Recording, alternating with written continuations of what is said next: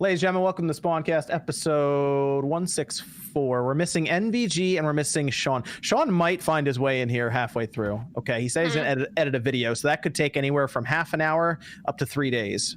So he might be here midway through. I don't think he spends more than 20 minutes on his videos. Oh, man. Well, on the editing process, but leading up to that, it might take some time. That's self-boasted. That's not coming from me. Yeah, he does say, I hate editing, so I don't edit, is what he says. Well, now you see our guest. We have Beat 'em Ups, Wood from Beat 'em Ups here tonight. Hi, Wood, thanks for having me. I appreciate finally getting an invite. Yes. I'm just kidding. we got Wood on here. We got Nate from Nate the Hate. What's going on, Nate? I don't even talk about direct feed anymore. I just talk about Nate the Hate. That's not right. I think Nate the Hate is much more compelling than direct feed games channel. There's a lot of quality gameplay footage on direct feed games. Yeah, but there's a lot more personality on Nate the Hate. Well, that may be true, but direct feed games has a pitcher getting hit in the head with a baseball and dying on the field. There's in game, not life. Everyone, you got. Yes, it got real quiet for a second. I was gonna say, come on. I literally just checked the hey, everything here is appropriate for advertisers box. Okay, we're like 2 minutes in. We're talking about pitchers dying on the field. Well, he did die in the game. Gosh, okay. We got OJ. OJ, I like the red and black backdrop. Yeah, Still in frame, looking good. Yeah. What's up? Good to have you on. Good to have you on. How was your week? It was good. It was good. Yeah, it was good. I can't complain. All right. I'm alive for now. Yeah. So that's good, right? Miss Click, what's up? Hey, I'm doing fantastic. We got Splatfest this weekend, so I've been unexpectedly man trying me today, y'all. Chad, he's trying me. I'm holding back. All right, we're keeping it civil tonight. I'm gonna get beat up. It's ketchup and mayo again, right? That's what you were saying. Yeah, it is. But I completely forgot how just exciting the whole weekend is with it. And I was planning that too. It was fun. It was super fun. Nice. Evan, what's up? How's it going? Much commission stuff this week, mostly from me. Just been busy and tired whole week. Very nice. And then Jordan, always like the background. How's it going? Thanks. It's all good. You know, another busy week. A little bit of this, a little bit of that in gaming. Not a lot though. Okay, good stuff. And then Max, how's it going, man?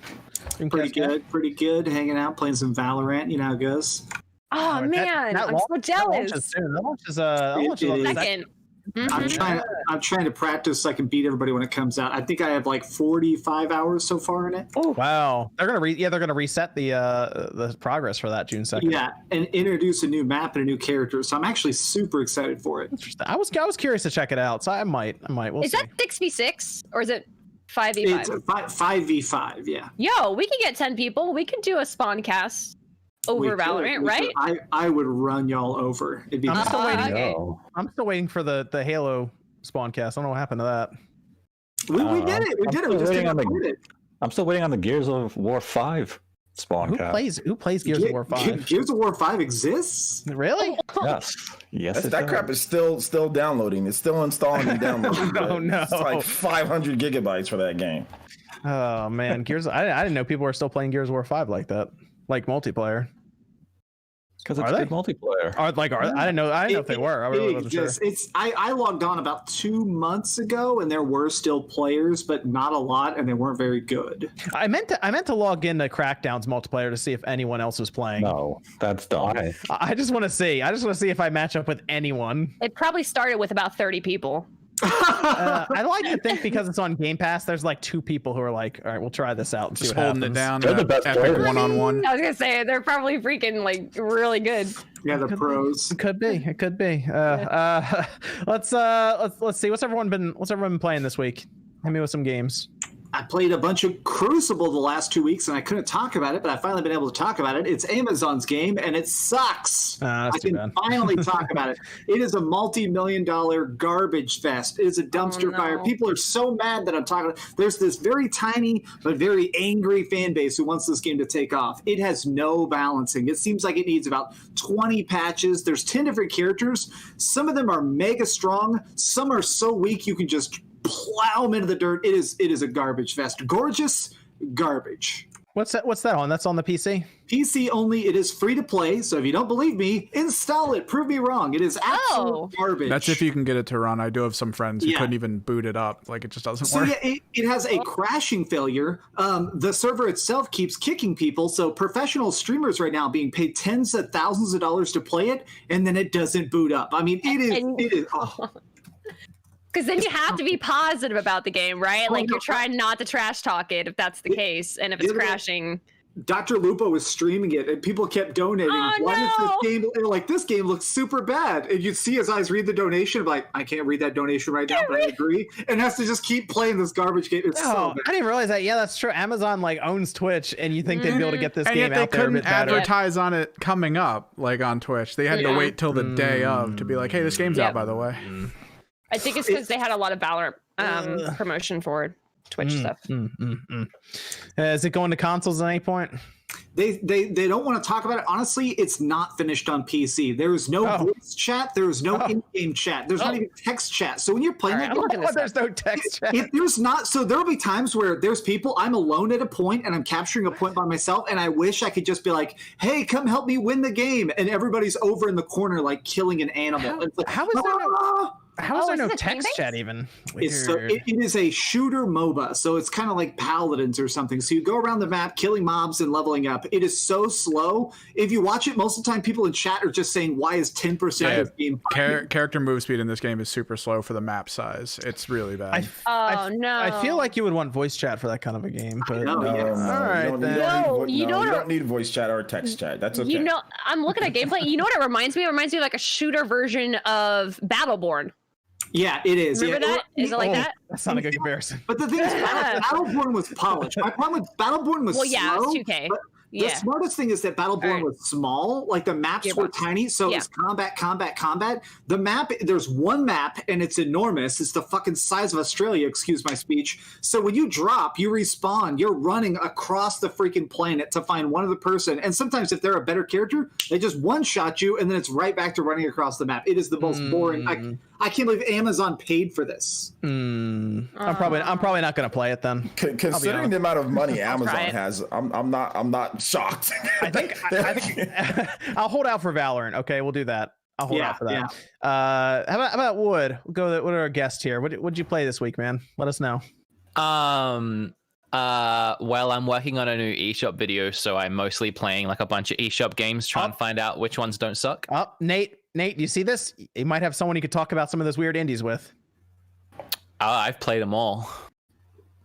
And also, I guess we're not talking about it right now. Last of Us, I started that again on Twitch on grounded mode. Oh, interesting. Grounded. You went for the hardest difficulty.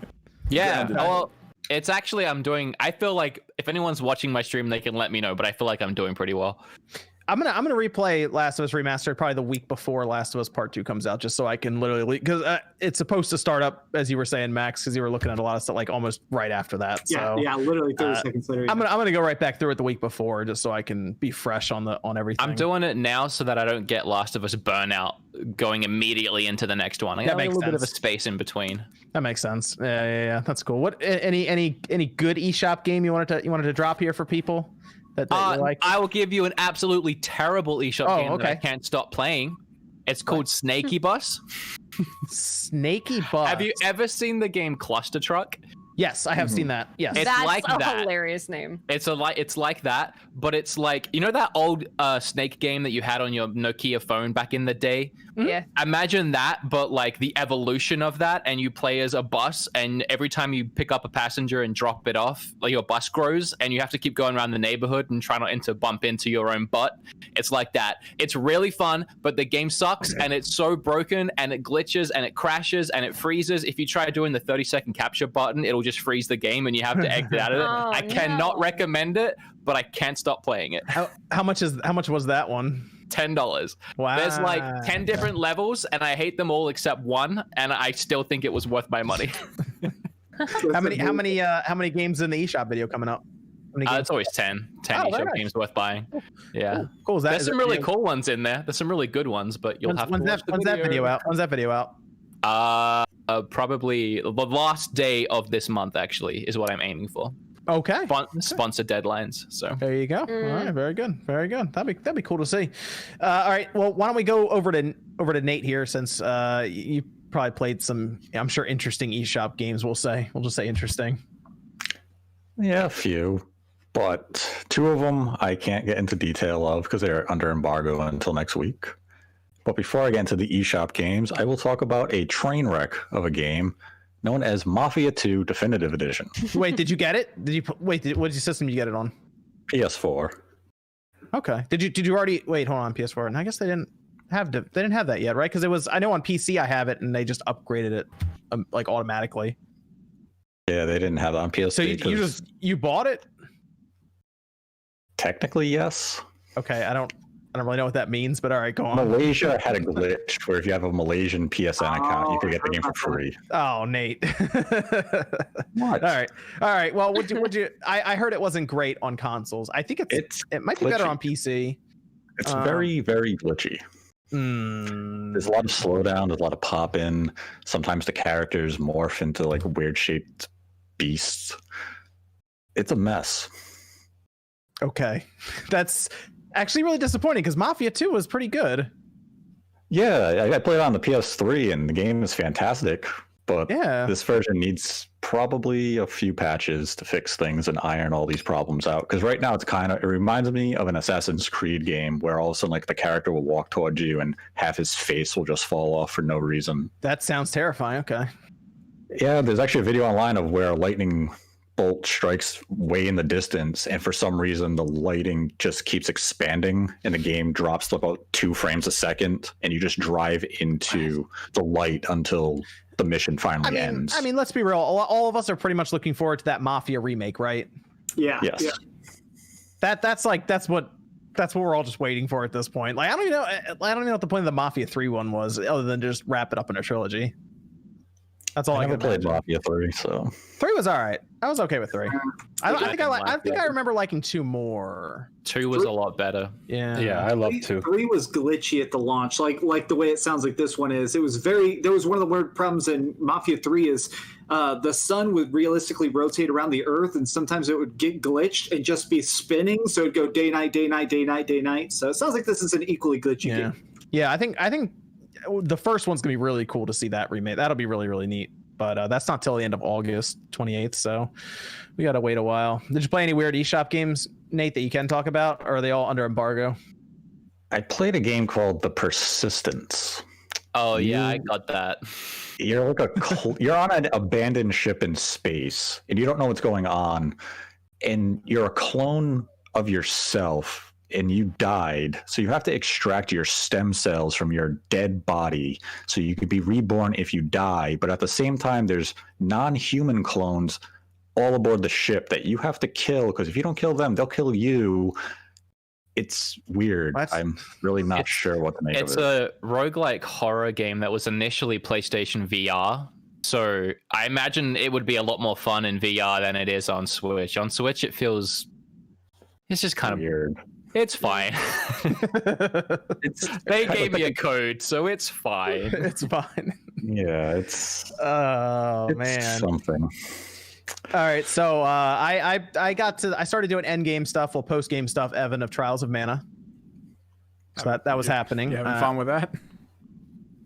Yeah, that's all right. I have like a little over 20 hours in the game. Yeah. But the post game stuff where you get like your 4th class and like you're fighting like, I guess, the final boss that they do after the credits, all of that. And that's okay. We did Halo. I went from Halo Reach to Halo 3 to Halo 2 to Halo 5. Wow, you're really liking Halo. Halo 5 is the worst one that I've seen so far. I forgot about how bad it was in terms of control. It doesn't feel like a Halo game, and I'm a little more concerned now about Infinite, but Infinite's going to be on a new engine, so I kind of am hoping that 343 just did what they could with Halo 5, and going to a new engine with Infinite will be better. That's the hope. That's the hope. But I'll let everyone know. I'm trying to go back through all the different Halo games so I can be ready for Infinite and really get an idea of what it relates to the best. Hopefully it relates closer to 3. But I played Maneater. Anyone get Maneater? Oh, the shark game? The shark game. Is that good? The shark action RPG. Is it good? I've seen some gameplay clips and I'm honestly intrigued. Is it fun? Is it just fun to play? It's okay, I guess. That's the best way. So I've played probably 3 or 4 hours of it now, just going through it. From what I've been told, it's like a 10-hour game or something like that. So Snack and slash. Through it. It's a funny idea, but they take it pretty seriously, but they try to shoot like it from like a documentary standpoint. But you play as the shark who's killing obviously humans and also going through like kind of like the ocean and the swamp, and so you're fighting against other predators as well, like alligators is what I was fighting against in the beginning. But they pretty much have like the main bad guy is like a fisherman who hunts down big game prey and everything. Like, so it's really weird. In the beginning you start as like a big shark, so they do like the Metroid thing, like Metroid Prime thing, where you start like pretty strong, but then they figure out a way to basically turn you into a baby shark. Wow. So is it like Jaws Unleashed? It's kind of like that, yeah. It's I think it's a little better than that, but it's a similar idea. But as you go through, your shark gets bigger. So like you go from like a teen shark to like an adult shark, and they have these weird mutations where you'll grow like stone armor as the shark. You'll get like electrifying like teeth, and in the beginning it's pretty funny because they tell you you get quests in the game, so it does kind of lean to the RPG side. But they're like go kill all these humans who are just basically like floating around in rafts and stuff, and they want you to do 10 of them, and they have 4 of them in the ocean, and then they're like another 7 or 8 on the beach. And I was trying to figure out how to do it. Your shark can just go up on land. That's awesome. And he just kind of runs around on the land and like chases them. That's terrifying. I have to make this joke. If you start as a baby shark, does that mean that this is shark reincarnation? It's Shark Nation, aren't it? They figure out a way. I don't want to spoil it because it was a little surprising. I thought I was just going to play as the shark right in the beginning, but they figure out an interesting way to get around that is what I'll say. So it's $40 though. That's my only thing, and I'm like, I think this feels more like a $30 game to be honest. So yeah, I'd pay $20. It looks funny. It looks funny for like an afternoon. I'd pay $20. Both of you have got Baby Shark stuck in my head now. That little bit. Have you heard that Baby Shark song? Yes, I have. Yes, I have a 3-year-old. Chat singing along. Yes. Oh man. But other than that, yes, it was Halo and Maneater. What about OJ? I actually went back, man, going back and trying out some of my long list of games in my backlog that I buy, and they just sit there. So I tried Assassin's Creed Odyssey, like really tried to get into it, and I don't like Assassin's Creed. I don't think there's nothing wrong with it in particular, but it's just like Ubisoft games feel like they're like a factory line. You know what I'm saying? Like you play one of them, you've played them all. Not saying that Assassin's Creed Odyssey is bad, because it's not. But it's just Ubisoft games, despite them having different teams and 14 different studios and all the money they put into them, they just feel factory line. It's like the difference between, like, I don't know, getting like a regular burger like at a fast food place and getting like a homemade one, or like one that's like at a restaurant, like a mom and pop restaurant. It just seems like there's just not enough like innovation or tender love and care put into them. I'm not sure. I don't know. Shamsa's back this week. Oh man, Shamsa. Another grand? Dude, you gotta relax, man. Yeah, Shamsa. I'm sorry, I had to stop OJ midway through. That's cool. Shamsa donated $1,000 again this week. Dude, that's toilet paper money. You know how many copies of Assassin's Creed Odyssey you can buy? Like, I was thinking Manhunter. Yeah. Maneater. I did talk to Shamsa on Twitter. I do appreciate it, Shamsa. That is insane. Wow. $1,000. Shout outs to Shamsa, man. Yeah. Yeah, I'm just saying, I streamed Saturday at 3 p.m. If you want to stop that, well, let me go back to this, Max, because right below that, Ibrahim Gunnar donated $50 and said, just to support, also tell Max to set up a Streamlabs link so we can support him when he streams. All right, yes. I tried. I set up Streamlabs today so that I could stream with it. I will set up a Streamlabs donation. Max, let me know if you need any help with anything. Max's eyes lighting up with dollar signs right now. No, as soon as this let me get on that. I'm going to set it up today. OJ, I'm going to talk to you right after this stream to help me out, man. Thank you. Yeah, big shout out to Shamsa though. That is super generous. I do appreciate it. Love you, boo. Big time. And then Donnie donated $1. Said, OJ, please give Woods a fair warning before you talk about Xenoblade so he can brace himself. By the way, I actually think Woods made a ton of good points in the curse video, but Xenoblade is still fire, so yeah. Well, it was the Xenoblade. It's Xenoblade 2 that Wood doesn't like from the video that I watched. Wood likes, yeah, you like the one that's coming out this week. It's so funny how many people are tweeting me like, "Oh, I bet you're looking forward to the new Xenoblade game," and I'm like, "Yes, I am." Yeah, so I mean, that one's good. People have been telling me about that. Oh, Woods. I'm just like, bruh, like it's just Xenoblade 2. It's not Xenoblade. I even Xenoblade made a whole 1. video about how I liked Torna because I felt like they improved a lot in Torna. But Torna, I guess I just hate anything Xeno now. Torna removes a lot of the annoying things about it. Really did. In my 2. video, I'm like, everything I complained about, they removed for Torna. So it's almost like my complaints may be valid. That's actually my favorite Xenoblade game. Some people don't. I'm a huge Xenoblade. Torna is good. I like Torna. It's my favorite Xeno game of all time. Mm-hmm. I agree. Well, it's I don't Xeno agree, game, but I agree that it's better. Oh, well, you like Xenoblade 1. Xenoblade 1 is really good too. Of course. So I'm excited for Xenoblade coming up this week because I didn't get a chance to sit down with it for super long because that was when GameStop was pulling the shenanigans back then. So I had to borrow it from a friend, and I only was able to have it for a weekend. So I literally put like 20 hours in that game over the course of a weekend. What shenanigans? Still working. Can I explain this bullshit? They were opening cases so that it would cost more. I don't know. Wait, what? It's a whole litany of BS, starting with Nintendo of America and what they did. They didn't believe in the game, okay? So they shipped an extremely small amount of copies, and it was GameStop exclusive here in the US. 1 year after it came out in Europe, 2 years after it came out in Japan, okay? So we had to wait 2 years, 1 year after Europeans got it. It was GameStop exclusive. Then GameStop did this really scummy thing. They would take the game, they would gut it, and then sell it as essentially not new, but like used. At the time, new was 60, used was something like what, 100, or was it 80? It was 80. It was 80 at most places, but yeah. So they would literally, their requirement was to open. Where did you get that? Where did that come from? Why did you grab that? I was prepared for this talking point. Oh man, they would gut it. That's what gutting is. He just reaches up, dude. It's just floating there. He went, and here it is.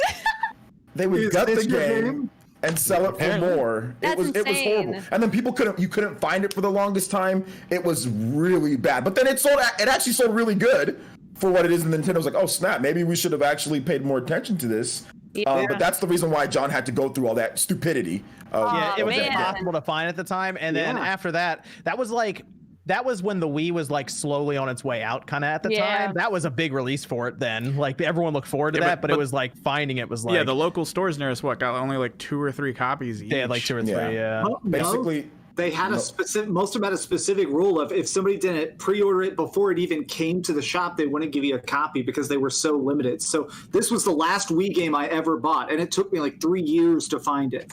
So I'm buying it, and I'm playing all the way through it on the Switch. And you know what? Based on how the comparisons are looking, I think I'm gonna be okay. So oh my god, it's night and day. Night and day. I'll also add to it, like, that was after that was after a campaign to like Operation Rainfall. So that was after we literally had to do that. And on top of the shenanigans, it would have actually never came out in America, like Western at all. Nintendo of Europe was the branch that said, okay, we'll give it a shot. If Nintendo of Europe did not pay for the localization of that, we would have never gotten that game. It would have been like Disaster Day of Crisis, which that game, Nintendo of Europe also paid for the localization, but then Nintendo of America said, nope, we don't want it. And that was another Monolith Soft game. So they just, Nintendo, and like Summerbringer, at that time, Nintendo just did not care about Monolith Soft. They owned them because I think they had them since like 2007, but they just did not care about them. Like their games would just fall by the wayside. And it wasn't until finally Xenoblade did well enough, they're like, oh snap, and they actually gave them some money, and then Monolith Soft started growing after Xenoblade. Then we got, of course, Xenoblade X, which is great, and Xenoblade 2, which Wood loves, and and all the other stuff. So even in Oz, which I guess classifies as a European for game releases, that game was really hard to find, and I didn't play it till the Wii U era because that Xenoblade, I didn't know much about it initially because it was in that holy trinity of Wii games. There was that one, Last of Us, not Last of Us, Last Story.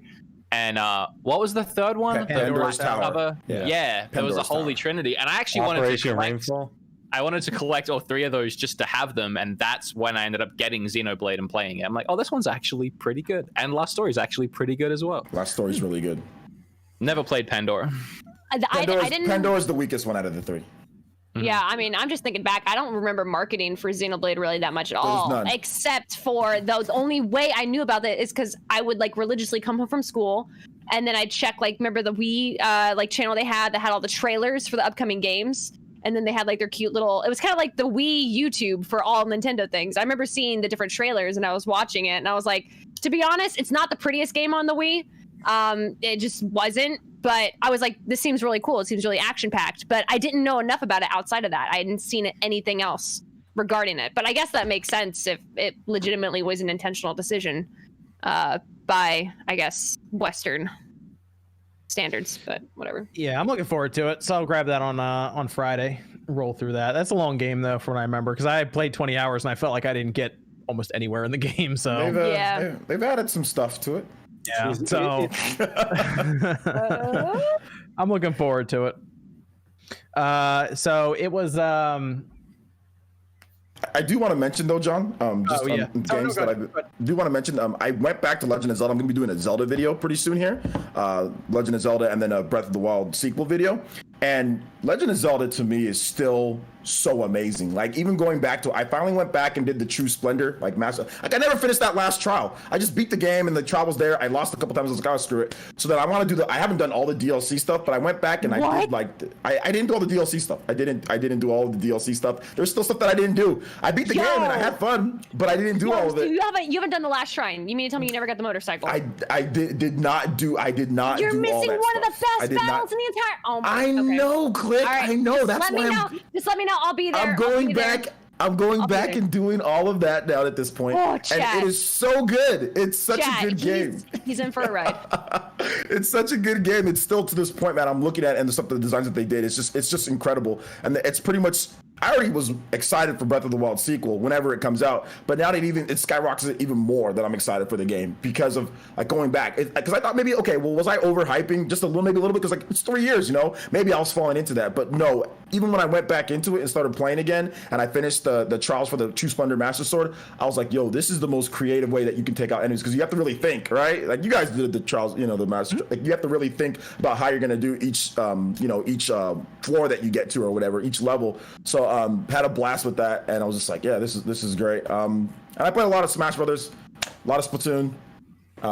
I did not get destroyed like Click was getting destroyed today on her stream, so we did pretty good. Splatfests are great. They need to bring. I can't wait for Splatoon 3. Whenever they do that, that's going to be so hype. It's going to be so much fun. That's true. What about Miss Click? What'd you play this week? So we started the week, finally finished the last third of Nier Automata. I'm saying that right because I always like crush the word and someone has an aneurysm.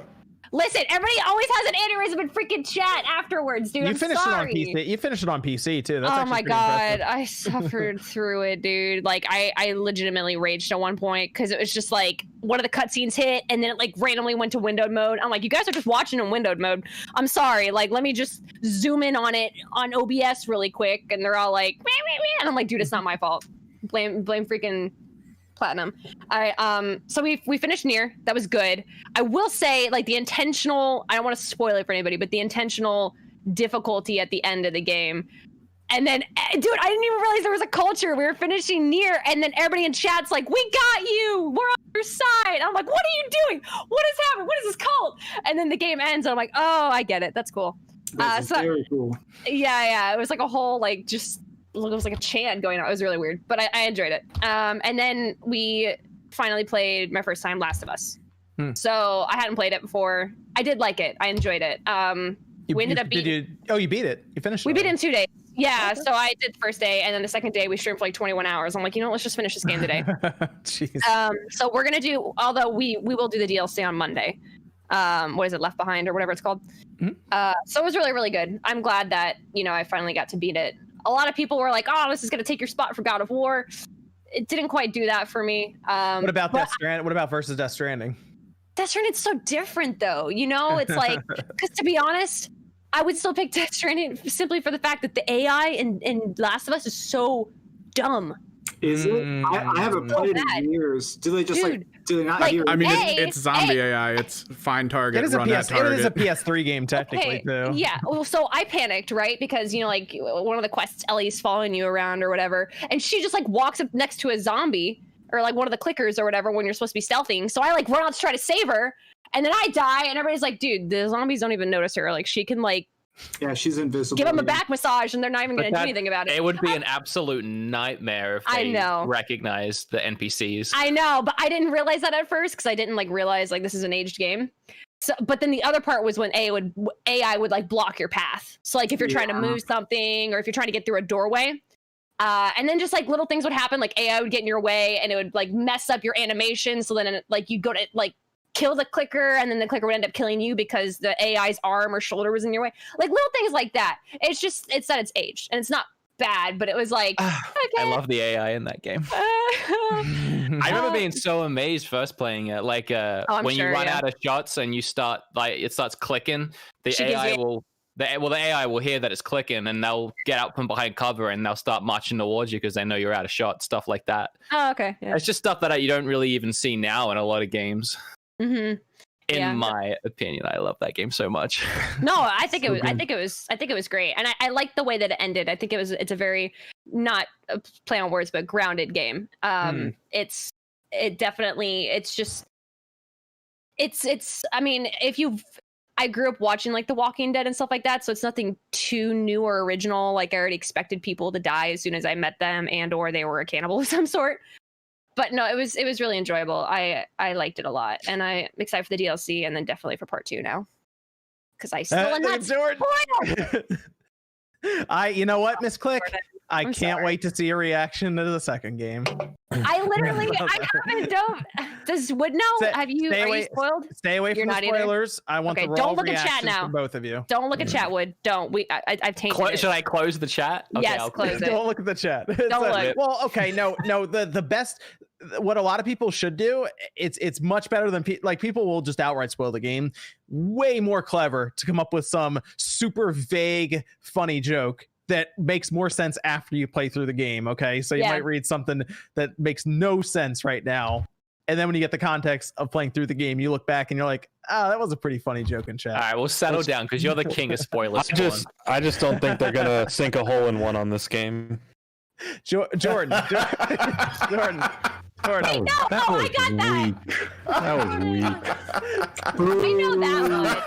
know that much. Boo this man. Jordan. All right. Everyone relax. Jordan, tee it up. What'd you play this week? We are all very excited for 2K Sports Golf. I'm so happy living in my ignorance. The Matrix was right. It'll make more sense. Don't worry. Oh man. Sonic games, yeah. Sonic, yeah. Jordan, let's hear it. Gotta yell 4 before you toss something my way. Y'all are bad people. You're bad people. I'm gonna wash my hands. I'll be right back. Yeah. So I've been playing through LA Noire again for some reason, and it's weird going back to it now because I remember the technology when that game came out was like supposed to be revolutionary with the face movements, and it still looks really good. Like when they're talking, it looks like they're playing the VR one. No, I'm just playing through the regular game. Okay. And like the mouth animations still are incredible, but it's so funny seeing how it's hilarious. The game is aged because like you can be in the middle of a conversation, it's like interrogate, and all of a sudden you'd be like having a nice conversation, and you'd be like, yes, spill it. Why did you kill her? Like it's just like really aggressive, and it's so ridiculous. And Jordan, have you seen the clips? Noir. Have you seen the video clips online of the weird reactions the NPCs have? Yeah, dude, it's so hilarious. It's not so only good, but you can always tell when someone's lying because if no one's lying, they just look at you like this quietly. Yeah, well, there's like you're supposed to read. They go. You're supposed to read their reactions, but there's one guy which Nate already linked in the chat, but it's like trying to tell if he's lying. He tells an obvious lie, and then his face is just. But it's funny. Like every character I talk to, if they're not lying, they just stare right at you and don't say a word. But if they lie, the second they're finished talking, they just do some face and look away. They're like, they'll never. you wonder if you're lying or not. If you make an accusation, you can then back out of it. So my favorite one is, you killed your wife, you hated her, you stomped her to death. He goes, no, I didn't. And then it's just like, okay, I'm sorry. And the conversation just continues. It's like, that's a really strong accusation. It has its charm. It's been fun going through that. I'm almost through that. Some more Persona here and there when I can, and Animal Crossing. You gonna check out Borderlands on the Switch this week? I might pick it up. I'm more excited that they announced the third DLC for next month. So sure. Yeah. Okay. Welcome to Tomi Raiku, new member. Evan's got those emotes in there too. So welcome. And then Evan, what'd you play this week? Terraria's new patch came out. I'm actually running a server in the background while doing this with my friends on it doing stuff. What? Terraria? Yeah. I haven't heard that in a long time. Yeah, they put out their big final patch or whatever they're doing right now. We've tried a couple of maps in GTFO. We haven't cleared any more than the 2 we cleared last week. So we're trying to get through that, and a little bit of Crucible to check it out, just because I do miss Gigantic, and now I miss Gigantic more. So, I had no idea Terraria was one of the best-selling games of all time. Something like 30 million copies, something crazy. It's up there in the top 15. They kind of put it everywhere too. I think it's been on Humble Bundle a bunch. You can just get it for cheap. It's been on dollar sales. Everyone just grabs it. I just had no idea. I was also, random fact, I was looking at the best-selling Switch games, and the top 15 are all Nintendo games, obviously, and then ones that were Nintendo exclusives, and then Enter the Gungeon is 15. That's a good game. Yeah, Did it say it's how a many really it's good sold? game, but I was 10 million or something. Oh, no. 1 million, I think. That's still pretty good for. That's a big difference. Yeah. I'm trying to remember, but it was 1 million. Yeah. But when there's 55 million units sold, that's a 1 in 50 chance everyone has Enter the Gungeon. That's not bad. No, not for a game like that. It's not like Mario's or Link or someone's not on the front. So that's pretty good for being like a smaller game like that. Max, that's my fun fact for the day. What's up? Oh yeah, you told us about Crucible. We're good. We went all the way around, right? We're good there. Yeah. Evan, we got Discord questions. We were talking about a port earlier, so we can, with production across the industry slowed down, do you expect more ports and remasters to show up in the following year? Nate. What? I'm gonna say yes, because there's obviously obvious, but there's a bunch of rumors for ports and some remasters and stuff coming up anyway for the Switch itself. But but none of that has any direct correlation to the problems going on with the industry. Because I don't know why people seem to think that a port doesn't require work. It requires substantial amount of work. So any problems going on with development at a studio right now would also impact a port. These especially if you add stuff to remasters, if you add new modes or something to it. Was the question slow down due to the COVID stuff, or slow down in general to the lifespan? Slow down because the industry is mostly working from home, is my guess. Okay. I thought it meant lifespan. Because even if it was easier to do a remaster or whatever, you wouldn't. It's not like when everyone's able to go back to work, they're not going to be like, all right, let's get on those remasters.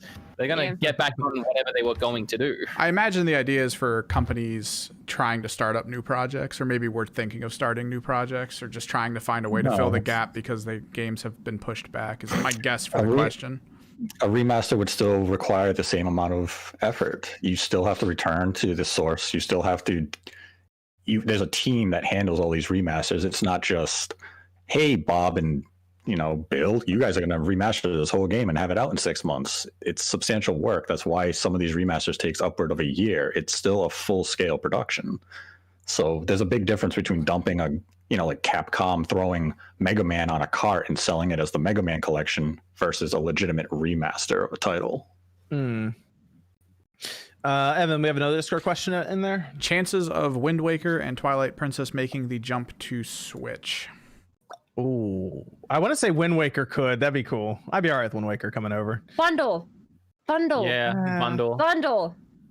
Come on, man. They haven't done a collector's edition since 2001, 2003, or whatever that was.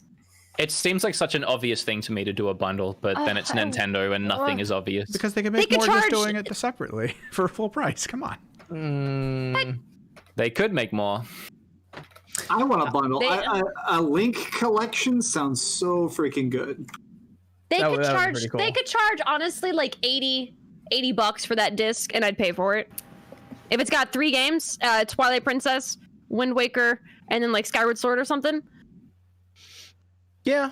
I would think more the 2 Wii U games, Twilight and Wind Waker, on a bundle, and then Skyward getting its own official I'm fine for with the that first too. time remastered release. Yeah. That'd be cool. I mean, yeah, Wind Waker, I'd be really all about, but Twilight was pretty good too for me. Just bring them all. It's fine. How do you think they'd get around the motion stuff, Wood? They just wouldn't put it in. You think they'd get that? Because that was, I mean, that was a big I'm sure part it of would, the game. they could still do it, but I'm sure they would have the option to not do it. Skyward Sword.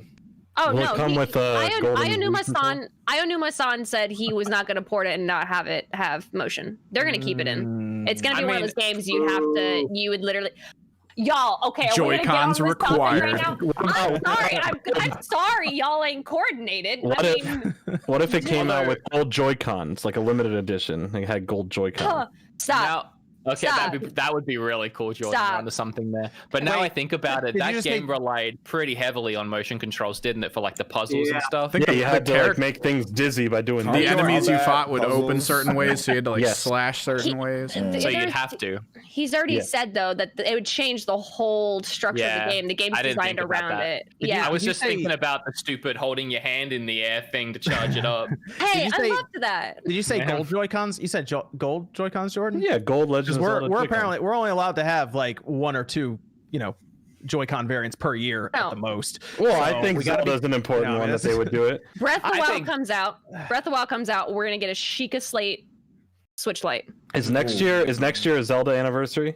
Yes. Okay, so this year we're getting all the Mario games. Yes. Next year, and then next year we'll have maybe the big Zelda game release with Breath of the Wild 2, but then also as a celebration, all the other games get their ports.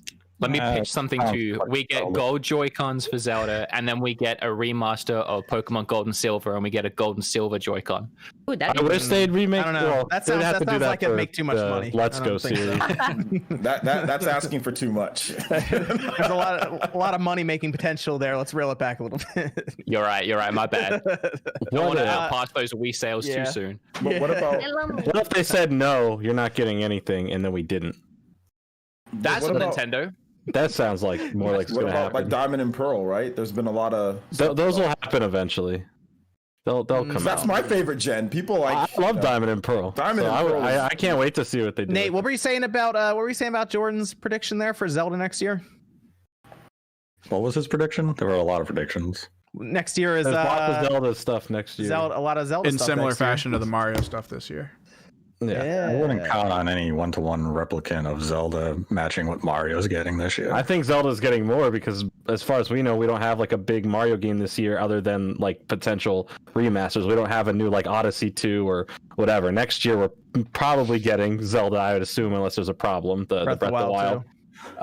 But so that's a big game, and then celebrating the anniversary potentially at other parts of the year, maybe staggering out releases of the other ones. Something. There's no Breath of the Wild 2 that'd have to be some like holdover. That to be like a Metroid Prime reasoning, like, hey, we started over.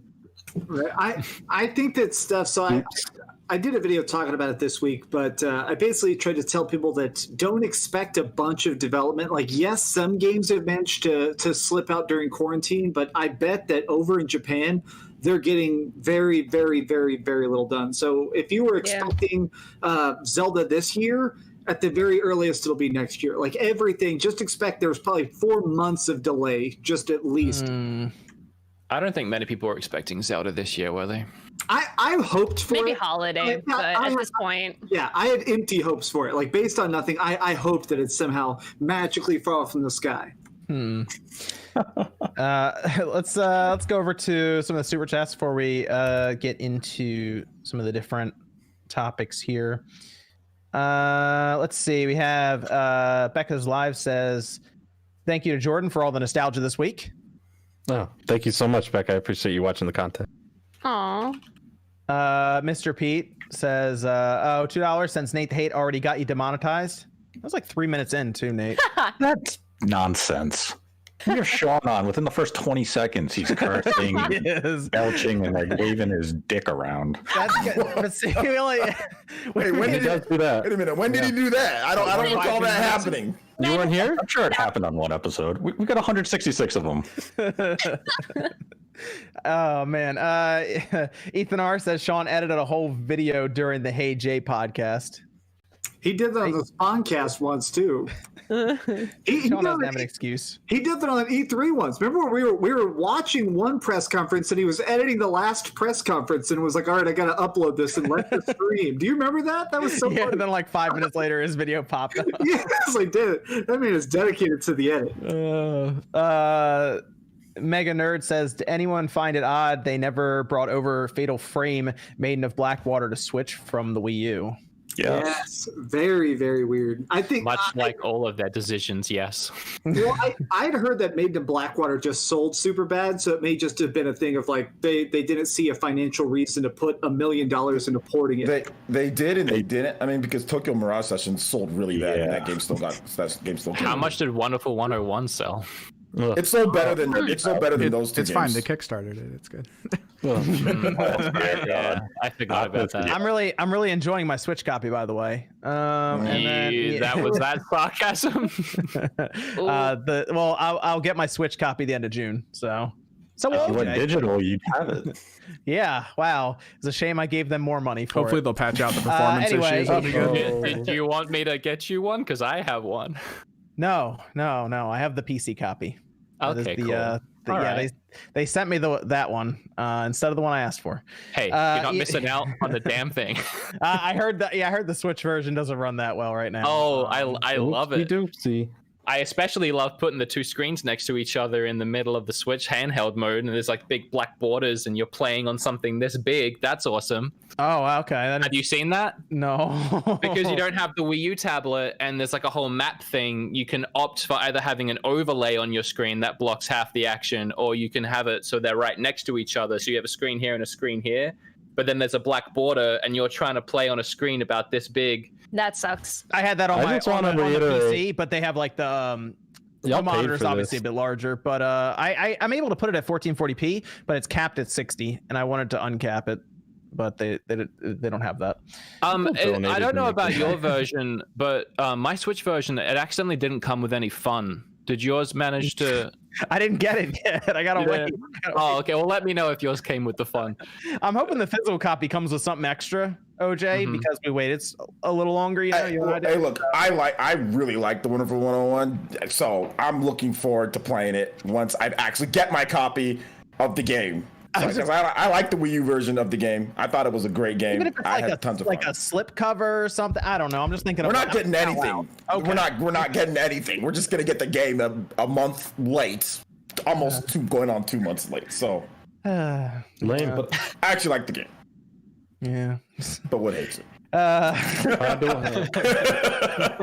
I love Xenoblade Chronicles too, and Wood hates I wouldn't say hate. I wouldn't go Xenoblade far. Ian, I like the tone and the look of the game and everything. I think that's pretty fun. Oh yeah, the humor is awesome. It's platinum. I love platinum. Yeah. Ian Charles says, "Oh, we'll save this because we're going to be talking about Scott Pilgrim soon. Likelihood of Scott Pilgrim getting a re-release. We'll touch on that when we get to that topic, Ian. Thank you."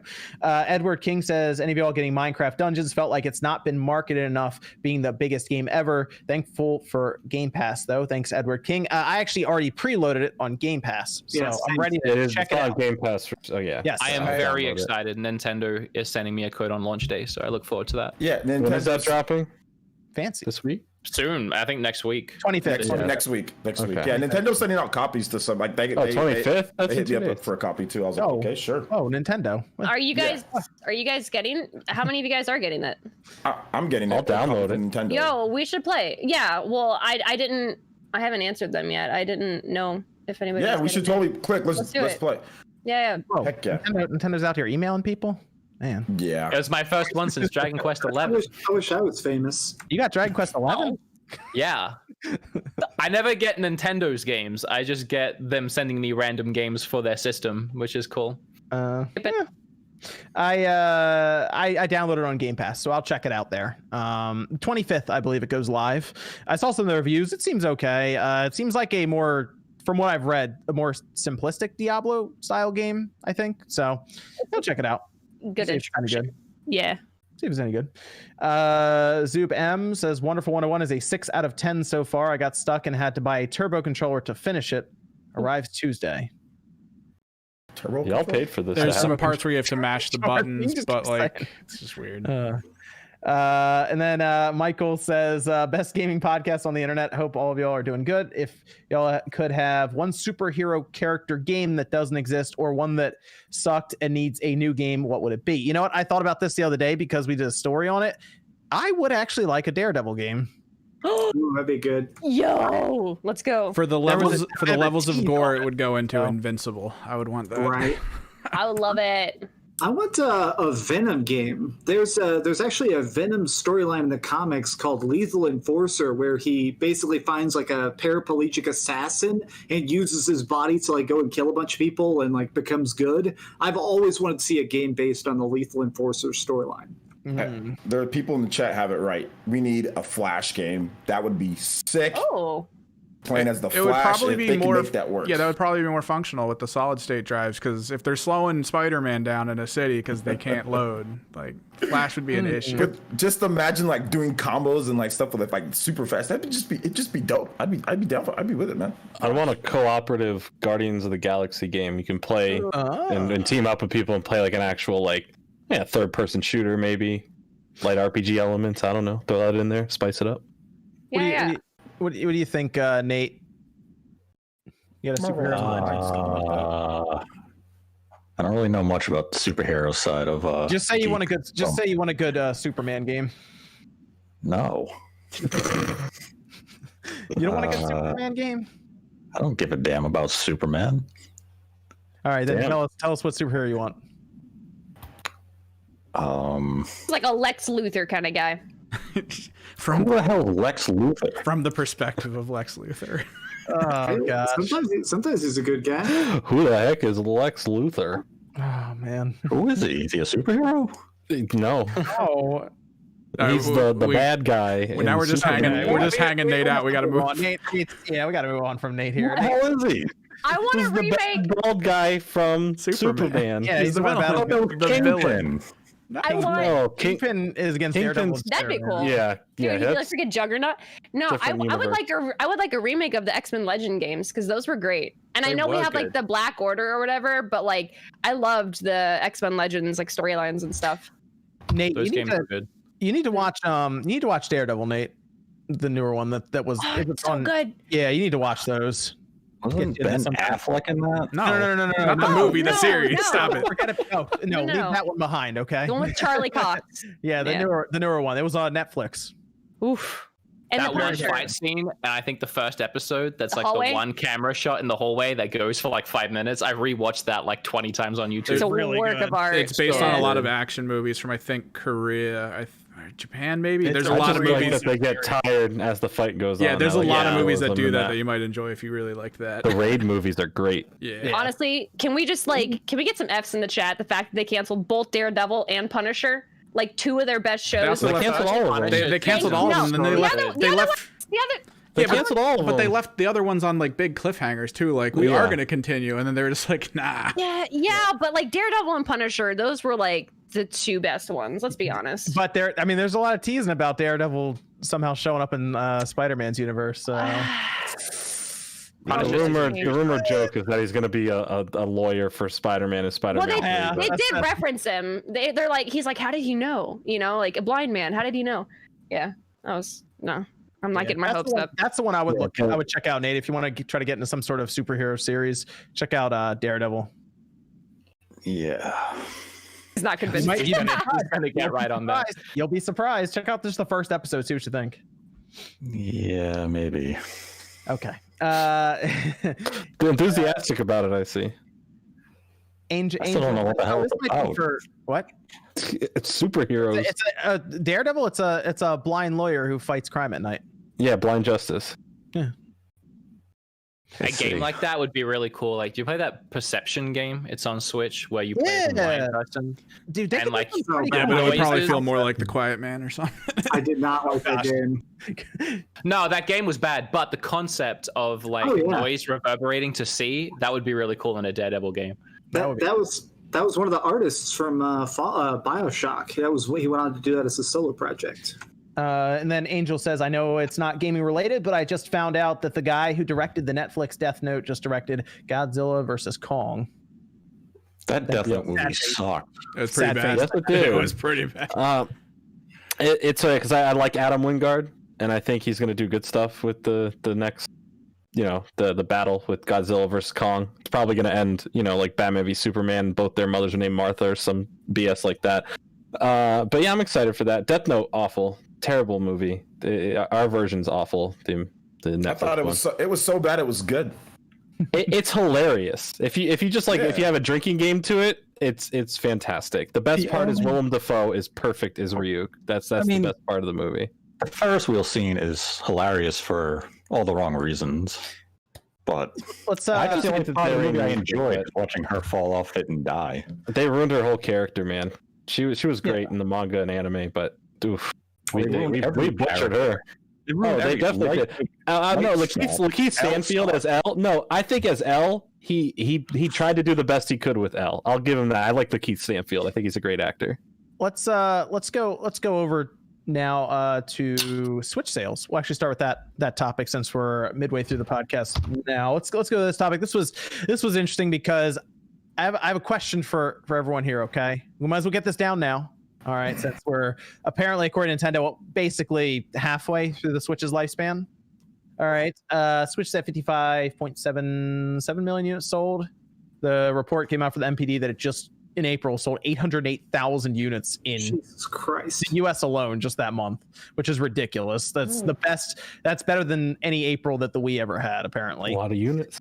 So, right here, right now, will the Switch pass the Wii and become Nintendo's most successful home console? Yes. Yes, I think it will, but I do think it's going to be a slow burn. I think it may be maybe 3 or 5 years from now, but yes, I do think it will. The Wii was like the only quote unquote we're for like 6 years. Yeah. We're like only halfway there. Yeah, the Wii sold 101 million units, and it actually got there in like a little over 5 years. The Wii, when it fell off kind of hard at the end. Yeah. But it did get there very, very fast. But it fell off because Nintendo wanted it to fall off. In my opinion, they moved on. Yeah, they kind of moved. They just moved on. Like, and then they just threw Skyward Sword out there, just like at the very end. Pretty much in that last 2011. But Yep. They just kind of moved on. I'm prepping for the Wii U and get ready for all of that. But yes, I think it does look pretty obvious at this point that the Switch could even be Nintendo's first 1 billion software unit seller. What do you think, Nate? That's far more difficult to predict because if you look at the Wii's top sellers, you still had Guitar Hero moving 30 million units. You had Wii Sports at 100 million. Well, we have Mario Kart 8 Deluxe 82 million, and that is a fudge number if I've ever seen one. That's a tenth of already to the billion number. So you need something to fill that void. Well, I think where it would come would be the eShop, right? The smaller games, because the Wii didn't have it had the WiiWare, but there was nowhere near the amount. So if the amount of games that keep on coming out, whether they're crappy or not, if those keep on coming every single year for the next 3 years or so, and like they're just continuously getting the amount of games that they're getting, it's possible. It's definitely possible. I think it has a real chance depending on what Nintendo does for the last, I guess, 3 to 4. I think the Switch might end up being a 7-year system now, like the Switch family. Like they'll continue selling these cards for sure. 4 years, I think. It's tough to really, gauge, because if we go based on the figures we have right now, let's say it goes to 110 million lifetime sales for hardware. To get to 1 billion, we're looking at a 10-game ratio to every user. Right now, we're at a 6-game ratio, so we have to double that. Yes. So that's a big leap in software to get to 1 billion. Will it probably sell 800 to 900 million pieces of software? yes, it will probably sell 110 plus pieces of hardware, because even if we take their fiscal forecast for the upcoming year as literal truth of 19 million, and let's say they hit that on the dot, they don't go over at all, which if the trends continue, I think they're going to go over. It would bring us to 75 million units. So you only have to sell 25 million units over the next 2 years to hit 100 million, which would break it down to 13 million and then 12 million the following year, which would be it's almost impossible that Nintendo would drop their fiscal forecast by 6 to 7 million units going from fiscal year 21 to fiscal year 22. So 100 million is a lock. It's just a question of really what is the ceiling. It's not going to hit DS numbers. That's just ludicrous. It might. The sky's the limit. The DS had some ridiculous, people were just buying DSs at one point to buy them, because even that didn't get to 1 billion units of software. That was all by 50 million or something. And DS sold a lot of software, but it also eventually got hacked. There was a lot of piracy on it. The Switch is suffering from piracy as well. So it's gonna be interesting to see, but I think it will outsell the Wii. I don't think that's, unless Game Vice magically wins their lawsuit or something. It has to be something ridiculous has to happen for them not to be able to sell enough systems. So I think May might be pretty good for them too, although it's hard to find a Switch right now. There's been some restocks. My bro sent me some stuff, and I've seen a couple when I went grocery shopping. But there's still some places they're kind of sold out. But I mean, obviously, Nintendo, are they going to have certain stuff like Splatoon 3? Is that going to be a thing that's on the Switch? That's going to be a big mover. So they have to have some other things that come out. I thought about it too. I think they need. Well, they're going to get. I think they're going to get 2 more Pokemon games. Yeah, Pokemon games. I think they get 2 more of them at least. And I do think I feel like Capcom's going to show up with a Monster Hunter game that's specific to the Switch, which will be pretty big, obviously. It's going to be dependent, I think, on if EA and some of these third parties start selling games on there too, like the yearly Maddens and stuff, because that just adds to the software numbers. That's really how PlayStation's managed to get over 1 billion units of software, basically 3 out of 4. I mean, the PS3 is literally at 999.5 million units. A lot had to do with a lot of the third-party support that they got. So I think it'll be interesting. It'll be interesting to see. Evan, we have a Discord question over there. The new PS5 and Series X, do we think that the games are going to be loading faster to the drive from the disc? Like they're going to have more upgraded disc drives, basically, for that type of thing? Yes. I'm gonna say they will, because they're going to be reading the 100 gigabyte Blu-ray, so it has to be upgrade either way for the PS5, and I'm sure Series X. I'm going to be curious of those install times, but we've kind of played around with the idea of cloud gaming kind of coming in, and basically the game just starts immediately. I'll be curious to see if the load times for the disc to the drive are shorter. Nate, you think they will be? Yeah. Just overall, it won't take, Red Dead took so long. Final Fantasy took a while. Some of these games took forever. I remember when Red Dead 2 came out, and I got it, and I remember I messaged you, Wood, because you were still in line, because you were an hour behind me, so you're still in line, and I got home and I popped the disc in. And I think you messaged me how long did it take to install? And I'm like, I'm still installing this thing. And you were just now then leaving GameStop. It took an hour to install that thing. So it took me 5 hours. It was very, very slow. I was using a standard old PS4 at the time. I would like that to be a focus. It sounds like that might be for Sony, and I'm sure Microsoft, where you put the disc in, and in some way, shape, or form, it starts up, whether that's through xCloud or PlayStation Now or some way where they can maybe stream it, or who knows, maybe they literally pull just enough data to start the game up for you, and then it installs in the background. But I'm hoping that was a big point for them in focus group testing and stuff, is that we all get really annoyed when there's 8 million patches to install and then, download and everything. I mean, look at Call of Duty had a 30 gigabyte patch. Dude, Call of Duty's 200 gigabytes. Yeah. 200 gigabyte game. That's I don't care what game. You better be the best game of all time for me to play that. Why is it 200 gigabytes? Oh man, this is crazy. We have another Discord question, Evan. What chance do we think there is for a version of the Switch to come out that, in order to save cost, has no touchscreen function? No touchscreen function. Okay, so that's actually funny that comes up. I'm thinking they just rip the whole screen out. I think they might do like just a cheap TV only one. Yeah. TV only Switch. I think that could happen. TV only Switch comes with a Pro controller, $150. Well, it's already been found in firmware, so yeah. So I think that's their next system that they introduce. I think they're going to work. I know there's always talks about a more powerful, more expensive Switch. I think they're going to go the opposite direction and make it even cheaper through like basically their own version of the PlayStation Now. It's either that or it's just going to be in a headset because you can't really use touchscreen in a VR helmet. So. That could be interesting. Build it into a VR headset. It shouldn't happen. Oh man, stick away from that. What do you think about that? You think the TV only Switch, Nate? It makes more sense for Nintendo because from a research and development standpoint, the research is done. They know the internals. They can just release the same product that they are already putting in the current Switch and Switch Lite, put it into a little, TV set box. Boom, NVIDIA already does it. Yeah, it's done. So it's cheap for them. It doesn't require any extra effort. You just reuse everything you already have. You just make a new shell.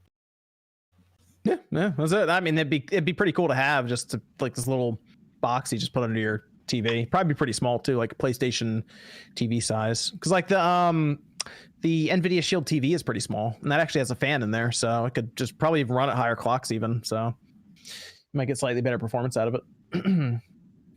Let's go over to the PlayStation 5 event again. Wood, are you excited for the PlayStation 5 event? Yeah. Are you? Okay, that's good. That's good. Yeah, that's good. I always get really excited for new consoles. It's one of the coolest times in gaming. Some of my favorite memories is just coming home with a new console, whether I was 10 or 25. Yeah, whenever the new generation starts, it's usually a lot of hype around it. Yeah, but, even if there's if I don't even have a game for it on the day, which there's usually at least one decent one, I still just like getting it home and installing it and then looking at it like, cool, it's new, can't wait for games. The PS5 event is coming up. We've been saying first half of June. It sounds like the date's been moving around a little bit because it was what was it, Nate? It was originally June 4th was the overall speculated date. It's kind of moved a bit, right? It's tentative. We're still going with first half of June, essentially, somewhere in there. You should hear about. I'm curious how far out they announce it. What do you think, Nate? You think like 3 days?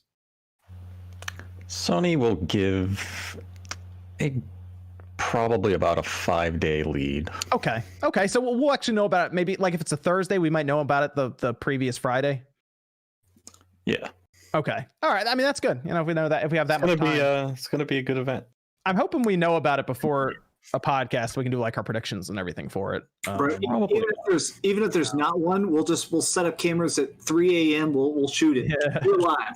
We'll do it live.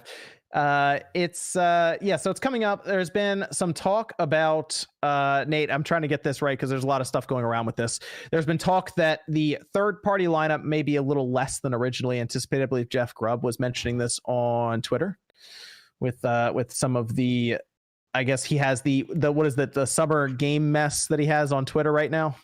Yes. Okay. He had mentioned that he believes it'll be less third party than originally thought because they might be trying to do their own things now with the Summer Game Fest. And we're even seeing Ubisoft do their own event. EA is going to do their own event. I was wondering if they could still have some sort of trailer at the event and then say, hey, tune in to the Ubisoft Forward event for actual gameplay. We might get 6 seconds of Assassin's Creed this time if we're lucky. 6 whole seconds? Are you sure? I mean, why not double it? Let's double, yeah, straight. Yeah, go for it. Really show it to us. Make us pre-order it. To be honest, after playing Odyssey, I don't really think they need to show much more. We know what we're gonna get. I think. I don't know if they need to show a lot more. We're gonna have to go to locations and find some sort of vantage point and unlock the map, and then leap off of it into something else that holds. Yeah, there's conveniently once you go to the top, there's conveniently a stack of. No, you're thinking of Watch Dogs. No, I mean, sorry, you're thinking of what's that other Far Cry? No, you are talking about. Oh, wait, they're all the same. You're right. I mean, let's just be real here, guys. I mean, are we gonna be surprised when we play Assassin's Creed Valhalla? I don't think anybody's gonna be surprised when we play that game. I'm excited for the game. I love these. I'm gonna buy it again because I buy these games and I end up not liking them. Breath of the Wild had that. Did that not bother you? Breath of the Wild having what? Like having to go to the vantage point and unlock. No, that isn't about. It's just like. It's just like Breath of the Wild. You have like a hang glider, like you hang glide down. Assassin's Creed, you just fall and then you just jump down. Drop. And there's always something completely there for you. You zip line a lot in Far Cry. What's that? No, I'll agree with that. I think the hang gliding and the climbing mechanics of Breath of the Wild set apart. Like you're looking for like the different, like the shrines. Like there's even more to it. Assassin's Creed. I mean, obviously it's there. I mean, it's not bad. I mean, it can be fun. It's just we've been doing that since the first Assassin's Creed. So the PS5 event, we've seen Assassin's Creed with Xbox and all of that. But Wood, let me ask you this: is there a game that you have in mind from Sony's like their list of IPs or any games they could make that would make you immediately say, "I'm buying that PlayStation 5"?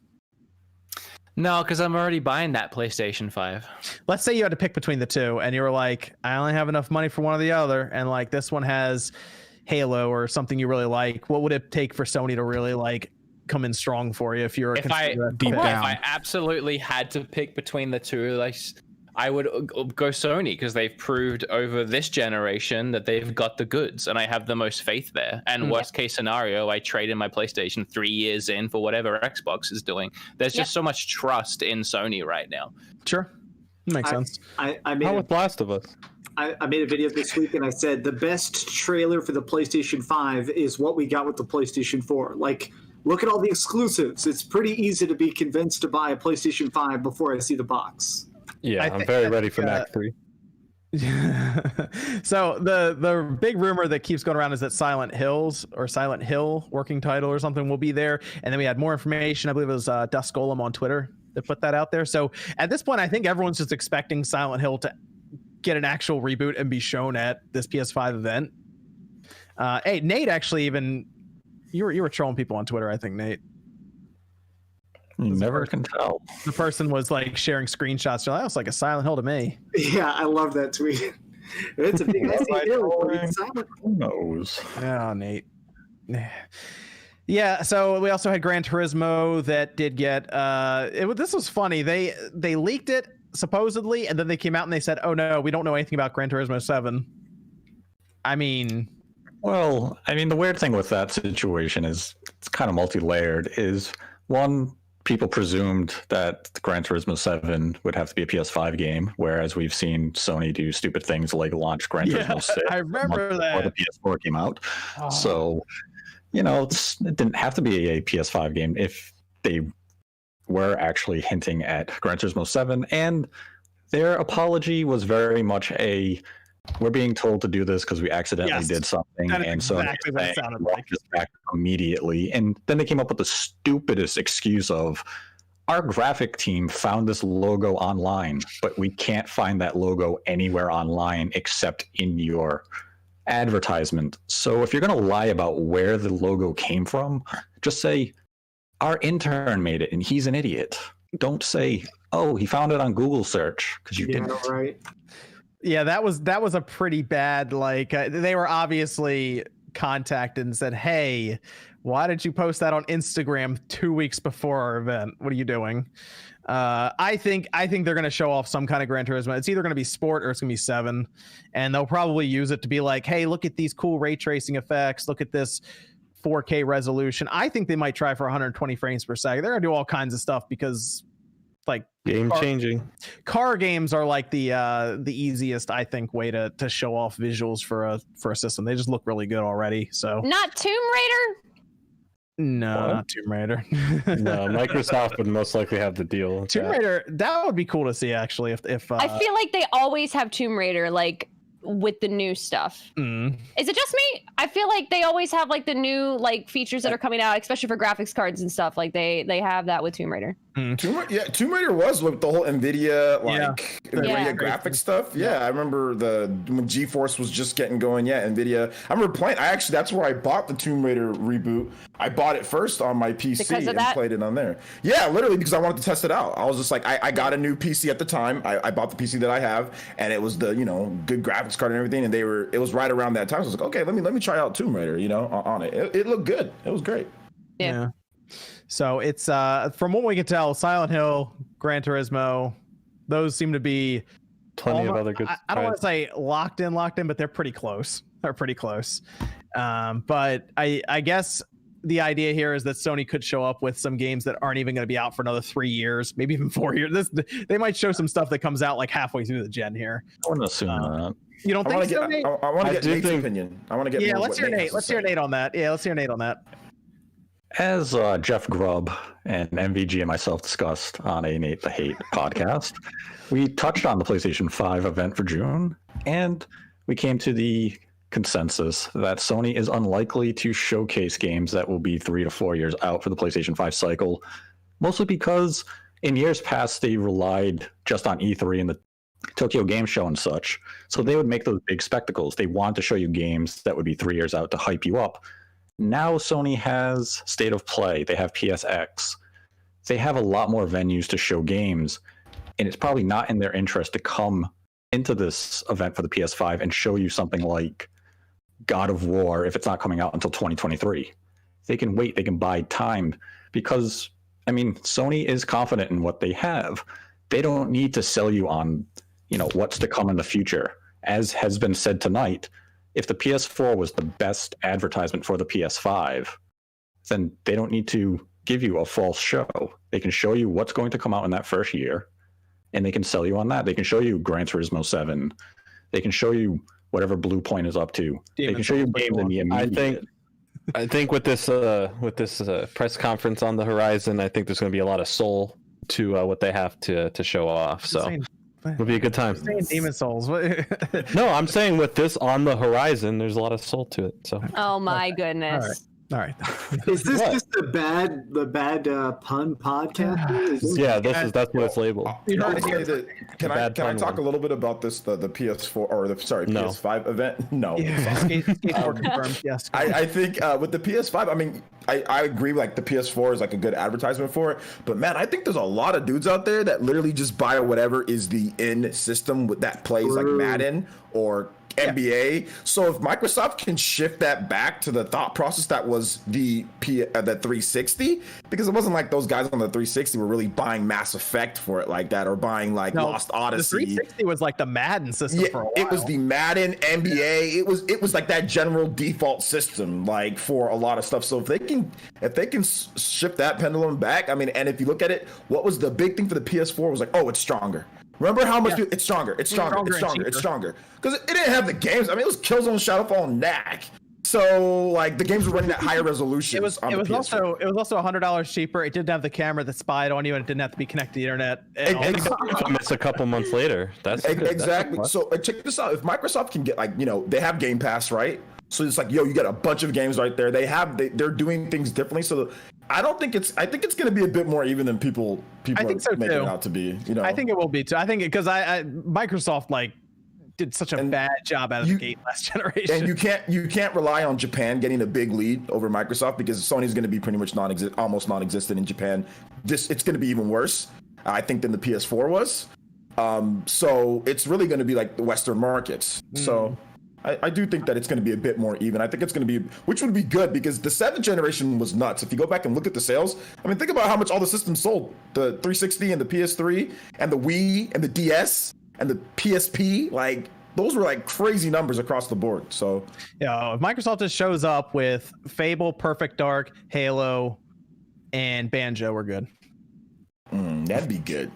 Perfect Dark would be absolutely, if they can make Perfect Dark suit. Oh my gosh, man! I had to sneak Banjo in there. Okay, Nate, give me a break. Banjo's whatever. But Perfect Dark, dude. If Perfect Dark is good, imagine a good Perfect Dark. The only thing that I'm kind of on is this whole Game Pass thing, and the dollar stuff, and you don't get the true how much the game sells. That's the only thing. But it's whatever, We got a report that Game Pass is up to 10 million subscribers now, which is, I mean, that's pretty good so far for getting started. It's great. That's great. We'll see how they, I mean, I think we got a report for PlayStation now at 2.2 million. So Game Pass is rolling along pretty well if you compare subscription services. But of course, they were also giving away Game Pass with Oreos at one point. So who really I got dude, that's how I get my game. Pop-Tarts, baby. Pop-Tarts, Master Chief Pop-Tarts. It's fantastic. But I also think, like, if you look at if you look at it, I mean, Microsoft also, like, it took them all generation to turn this around from what the Magic did, and Magic and the people that were in charge at that point, right? They literally had to just take the whole generation to build the reputation back up. Yeah. So. Well, that's the thing. Both platforms are launching with different leadership. The PS4 was under Adam, and now it's under the evil Jim Ryan. And the Xbox One was Don Patrick, and now it's Phil Spencer. Okay. So these are completely different angles in terms of marketing, how these two platforms are going to launch. And it's going to be closer than what we saw this gen. And but it's still going to come down to the marketing for these first events. If Sony nails their marketing, they're in a good spot. Yes. Microsoft comes later. And it's going to come down to pricing, launch games, and launch window offerings. If Microsoft matches Sony on pricing, Sony doesn't have that leverage that they have with the PS4 saying we're more powerful and we're cheaper. Now it's we're less powerful and we're the same price. Well, that's a tough marketing line. How do you sell that to the consumer? Microsoft comes out and says we're the most powerful place to play. We're the same price. We have the same games. We have Game Pass. Well, that's compelling. For $1 for 3 months, I'm getting Halo, any Microsoft published game. Perfect Dark. And hold on. I just realized something. We helped with that 10 million. Yes, and we didn't get it. Nate's selling this with $1, just $1 per month, right, Jordan? Oh yeah, gets you Game Pass. Get you a Pop-Tart box per month. That's true. Which actually costs more than $1. So you might want to just. You know what? You get Pop-Tarts. I've decided that we'll call it square as long as Phil Spencer comes on the podcast one episode. Oh, that's a good deal. It's a good deal. You heard it here first. Get him on here. Let him know on Twitter. Spam. It's gonna be fun, I think, and hopefully it's not too much longer because I think this week coming up might be a little quiet too. But then the week after is when hopefully things should pick up a little bit. So we will see. Oh, Nate. Okay, sure. All right, Nate. Look, we just saw Jeff Keighley on the Q&A saying it might be a more of a midweek again. And Nate just goes, There's nothing monumental this week. It's nothing that big this week. Oh yeah, gosh. Gotta wait for June. Yeah, June seems to be the month. I mean, these are all topics Jeff Grubb and myself talked about earlier in the week on our podcast. On the Nate the Hate podcast? Go check out Nate the Hate podcast, apparently, if you want to hear more about the PlayStation 5 event. And Xbox. And Nintendo reveals. Right? Plan. Okay. That sounds like a plan. He talked about Pikmin 3 and everyone went crazy, so we had to talk about Nintendo. We talked about Pikmin 3 we've talked about Pikmin 3 for like the past year. 18 months. Yeah, it's been a long time. Almost as long as Metroid Prime Trilogy. No, that's longer. Coming up soon, right, Nate? That's coming up. Not anytime soon. Is the Grinch coming again this year? Okay. If he does, I hope people shoo him away. Moving on. Evan, do we have any more Discord questions there? Oh, we do have a few left, yeah. Okay. Someone's asking about when Stadia will start doing demos through it to try to get people interested in games. I was on YouTube and it auto-played a commercial where Wood was telling me all about the Stadia. Okay? The Stadia. Wood, what's your thought on Stadia now? Has it changed? Has it altered? Have you even used it since then? Since my last video? Yes. No, I mean, I'd have to renew my subscription. And despite the fact that Stadia emails me once a week trying to give me another 3 months for free, I just have no interest. It's I don't know. It's so late. My gosh. They keep trying to give it to me for free, just themselves, and then they keep trying to give me buddy passes to give away. I don't want to make anyone else suffer through it. And then because I have YouTube Premium, YouTube keeps trying to give me Stadia. Yeah. Like I have the controller in my house. Like I am ready to go, and I will not accept it for free. So I don't know who is out there buying up Stadia right now. They just locked up. They just locked up exclusivity for Serious Sam 4, so they're making the moves. Oh, woohoo! Making Oh moves. no, where is that controller? Let me find that thing. The guy that asked the question, bro, like, listen, man, Stadia, it's done. There's no point to this. I think so Evan, it was for demos, right? Demos, so yeah. like that goes back to what I think Stadia should be the for. E3 idea, yeah. I think it should be viewed as more utility rather than a platform. Like it should be like, oh, we can do game streaming. Here's like a way for you to play demos during the Summer Game Fest kind of thing, you know? Yeah, or it should be like I don't know, like Uplay Plus or something like that. It should just be like a side thing that you get with like a membership. Or they should have just got like a couple game studios and just made some PC games like normal. Like they shouldn't. Like, this is stupid. Dude, Fortnite's not on the thing yet.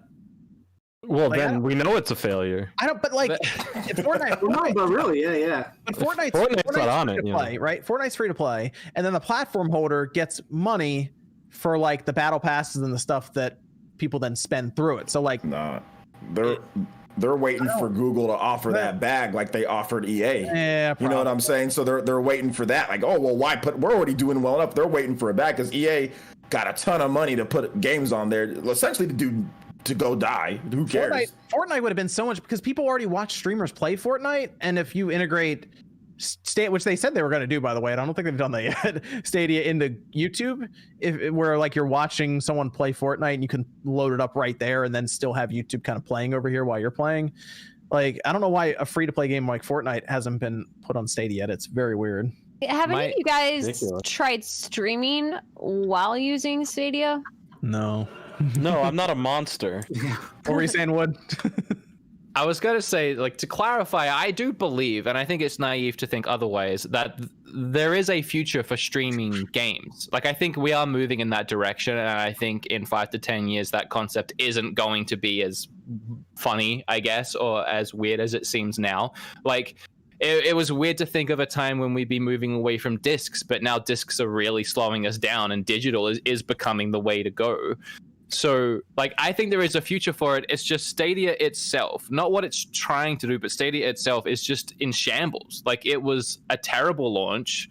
It didn't really work at launch. It didn't do what they said it was going to do. I couldn't play it on my phone. I couldn't play it really anywhere other than my TV, which I need to have a dongle for. And in that case, why not just buy a console for $120? It's just... And there's nothing to play on it that I haven't already owned physical or digital in my house for the last 2 years anyway. I mean, it's serious scam. With Destiny 2?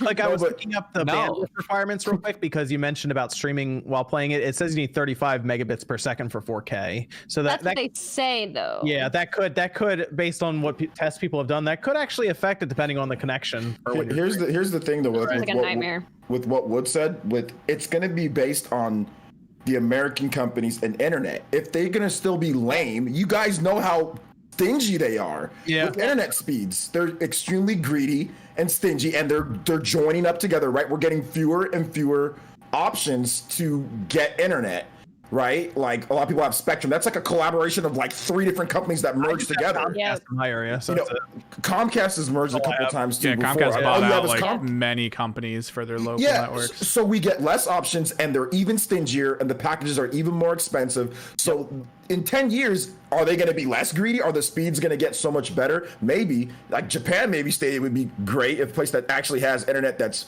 feasible for everyone and that's affordable and fast. But until these companies decide that they're not going to do that, like, you know, then it's not going to evolve like with the tech. Whereas now, like with the SSDs, that was just tech evolving and stuff getting better. But the internet companies, are they going to be greedy? Like, they're going to be greedy as hell, and they're still going to be ghetto, halfway, like net zero internet 10 years from now. There's still going to be people that have just crap internet, and it's not going to be great for everyone. You know, that's the biggest problem that I have, or that I see with this. I wouldn't be surprised, like, you know, again, like we said and we referenced, you know, back when in the future when streaming games and playing games and everything isn't so weird anymore. I mean, I wouldn't be surprised if they even did something like a streamer bundle, like set up your house for the perfect streaming. Like, I honestly, like, when we think streaming now, like, we think of multiple devices in the home, you know, like multiple people using it at the same time. I wouldn't be surprised if they started actually like kind of capitalizing on that focus. Like, they see the money in it. I think a lot of people are starting to notice it. I wouldn't be surprised if like right now it's the Wild West. Like people can start streaming for practically free, let's be honest. And it just comes down to your internet and then if you're hardwired or not. I would not be surprised if they start charging more for specified streaming. It should just be a side. It should just be like a side thing. It's just like, oh, you get a streaming, you can stream your game, or you can have it. Like, I don't think it should be like the only. That's the problem. It's like the only thing. You can't download you can't download anything. If Google Stadia let you download the games and play them offline, this would be a much better situation for them. Kind of like how Netflix lets you download certain titles to watch offline. Yeah, I mean it's weird. YouTube, Google lets you do it with YouTube Premium on your phone. You can download videos. PlayStation Now does that actually with the lineup of PS4 games. You can either stream it or you can download it to your PlayStation 4. Why can't I download my games?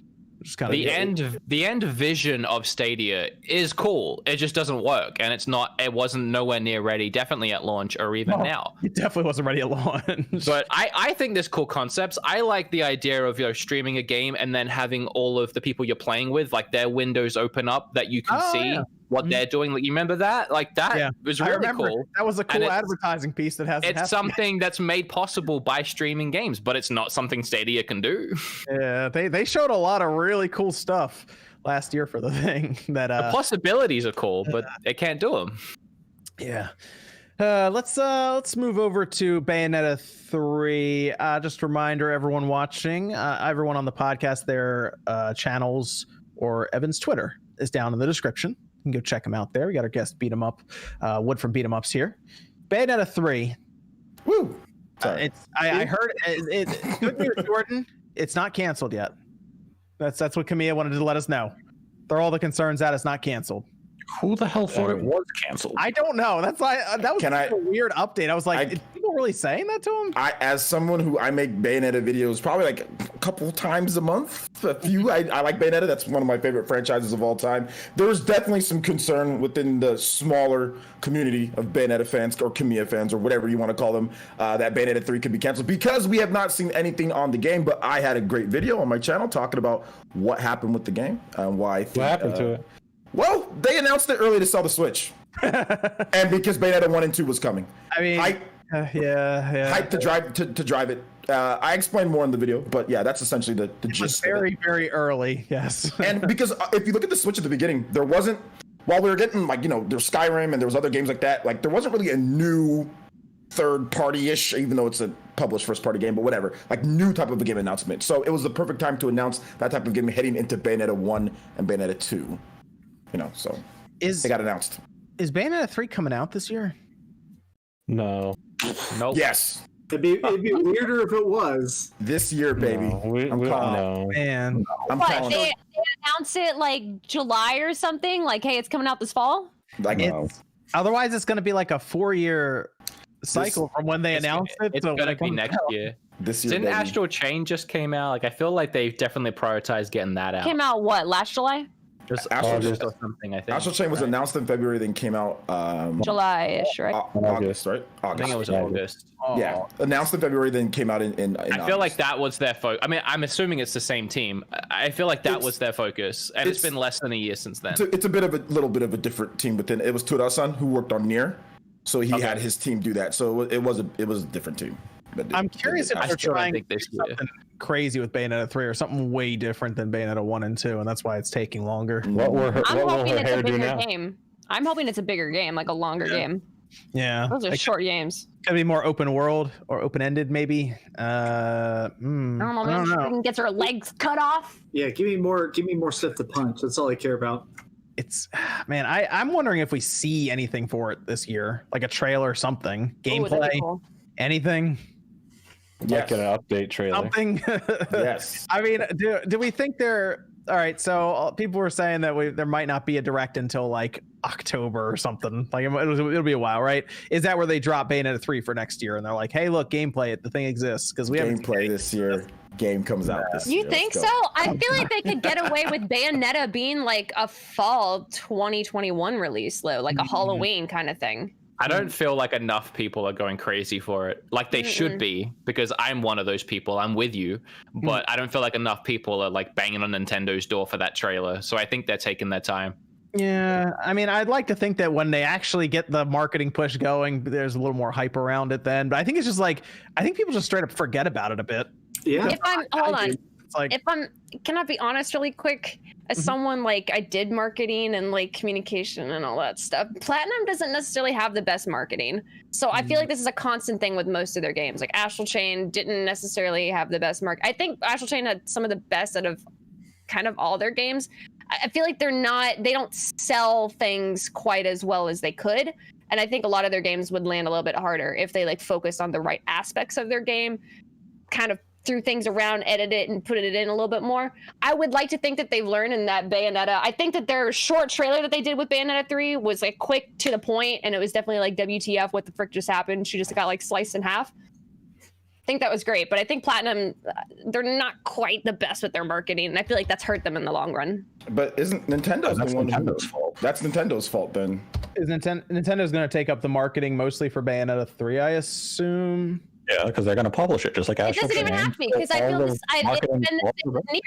it's been the same with Nier. Like I feel like whoever is kind of behind these decisions to be like, we need to sell this, and this, send it back and change it. Like it's never quite been there. Like I feel like when I see Platinum stuff, I'm like, oh cool, I like the gameplay, but it's never been like, yo, I am inspired to get this game.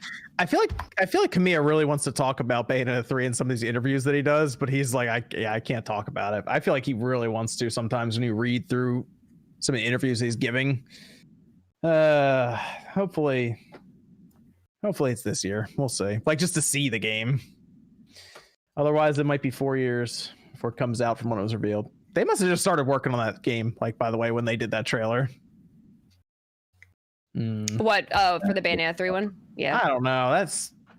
That is weird. Like, Nate, what did you say? What was it it was beginning of this year. You were like, if Bayonetta 3 doesn't come out in 2020, there might be a problem. You remember saying that?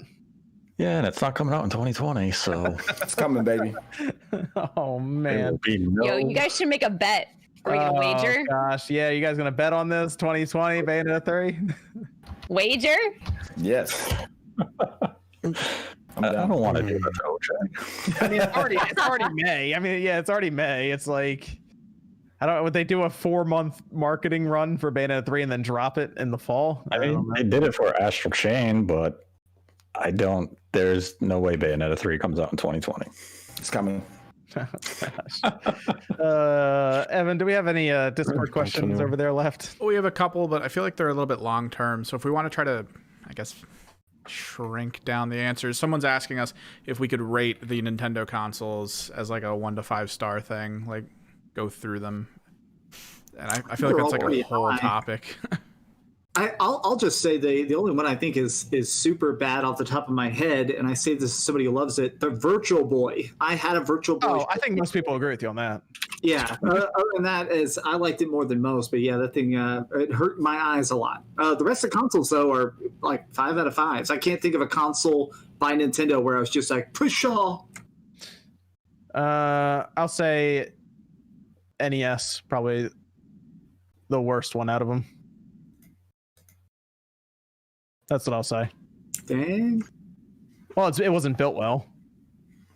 Yeah, specifically the US one, or are we talking? Well, yeah, the 72-pin thing was not built well. That's the biggest thing there. The Super Nintendo obviously improved on it because it went from the top loader NES to the Super Nintendo. Okay, what's the 5-star system? Obviously the GameCube because it has Mario Sunshine, but what's next? The fuck? Let's see. They wanted us to rate all the Nintendo systems. Evan, the 4 would be at the Game & Watch, maybe. I don't know. Okay. Cool. Okay. Here we go. Ready? NES, 1 to 5 stars. What do you give it? 5. Okay. Remember that because we're also going to be grading some of the other good systems that they have. Okay. 3 from Evan. Okay. How are we rating it though? I don't know. I don't know. It's 5 stars. Super Nintendo. Go. Probably 4. 5. 5. Moving along. N64. 3. 4. I'll say 4 because it doesn't have enough RPGs. I saw the controller and the RPG lineup. It gets a 3. Moving on, we have the GameCube. 3. Obvious 5. Next up, we have the Wii. I'll give that one a 4. I'm gonna give it a I want to give it a. Actually, I feel like I have to give it a 5 as the best-selling one, but I will give it a 4. Sales, we'll give it a 4. Although it did have Wii Bowling. It had Wii Bowling. It would be Wii Bowling. Virtual Concert makes it a 4 for me. It'd be a 3 otherwise. It had Wii Bowling though. There was the serious risk to your TV though, so I'm gonna stick with it 4. 4. Okay, 4. Did you say risk to your TV? Yes. What, were you not putting on the wristband? Did you miss all the pictures of the people who were dumb? I personally knew somebody who did it. I knew somebody who was drunk at a party and was trying to do the pitching game, and they just full-blown threw their Wii controller and smashed their TV. All the videos of the kids setting up the Wii on Christmas morning, and they were like, yeah, and then they just throw it at the friggin' screen and blow it out. Like, it's crazy. They have that 15-second screen. Please make sure you have plenty of ample room around you. That was okay. Whatever. I never used the Strat. Next up, we have the Wii U. 2. I forgot. I'm giving it a 1. I'm giving it a 1. I'll meet in the middle. 1.5. 2.3. I'll give the Wii U a 2. I'll give it a 2. I call it the Switch Junior. It had a cool idea. It just had terrible marketing and everything else. I'm gonna give it a 2. Yeah. And then the Switch. It's halfway Work in progress. Can't be graded. What would you give the first half of its life? 5. It's going on to become my favorite Nintendo console ever. I can say that honestly. This first half of its life cycle has been phenomenal in my opinion. Doesn't have Mario Sunshine though. See? Well, hold on. The year's not up yet. Year's not up yet. I mean, I'm going to give it a 4 right now because of the Joy-Con drift, but Mario Sunshine would counter that Joy-Con drift just because it's Mario Sunshine. While creating Joy-Con drift. Worst. Yes. No handhelds though? 3DS, Game Boy Color? If we go to the handhelds, that's going to take... I mean, they've pretty much ruled the handheld market this whole time. So that's true. They've been doing stuff right pretty much the whole way for handhelds. So, but what's the other Discord question, Evan? Origin of SpawnWave and SpawnCast. Origin of SpawnWave and SpawnCast? I mean, if we're talking about the name, John texted me one day and was like, what should we name the channel? There it is. Yep. And I remember we were looking at the Xbox version of Spawn. I was like, let's go with SpawnWave. And that was it. Oh, wow. I just made that story up. That doesn't actually what happened. I think you said the gist was you wanted to do this as a G4 news thing.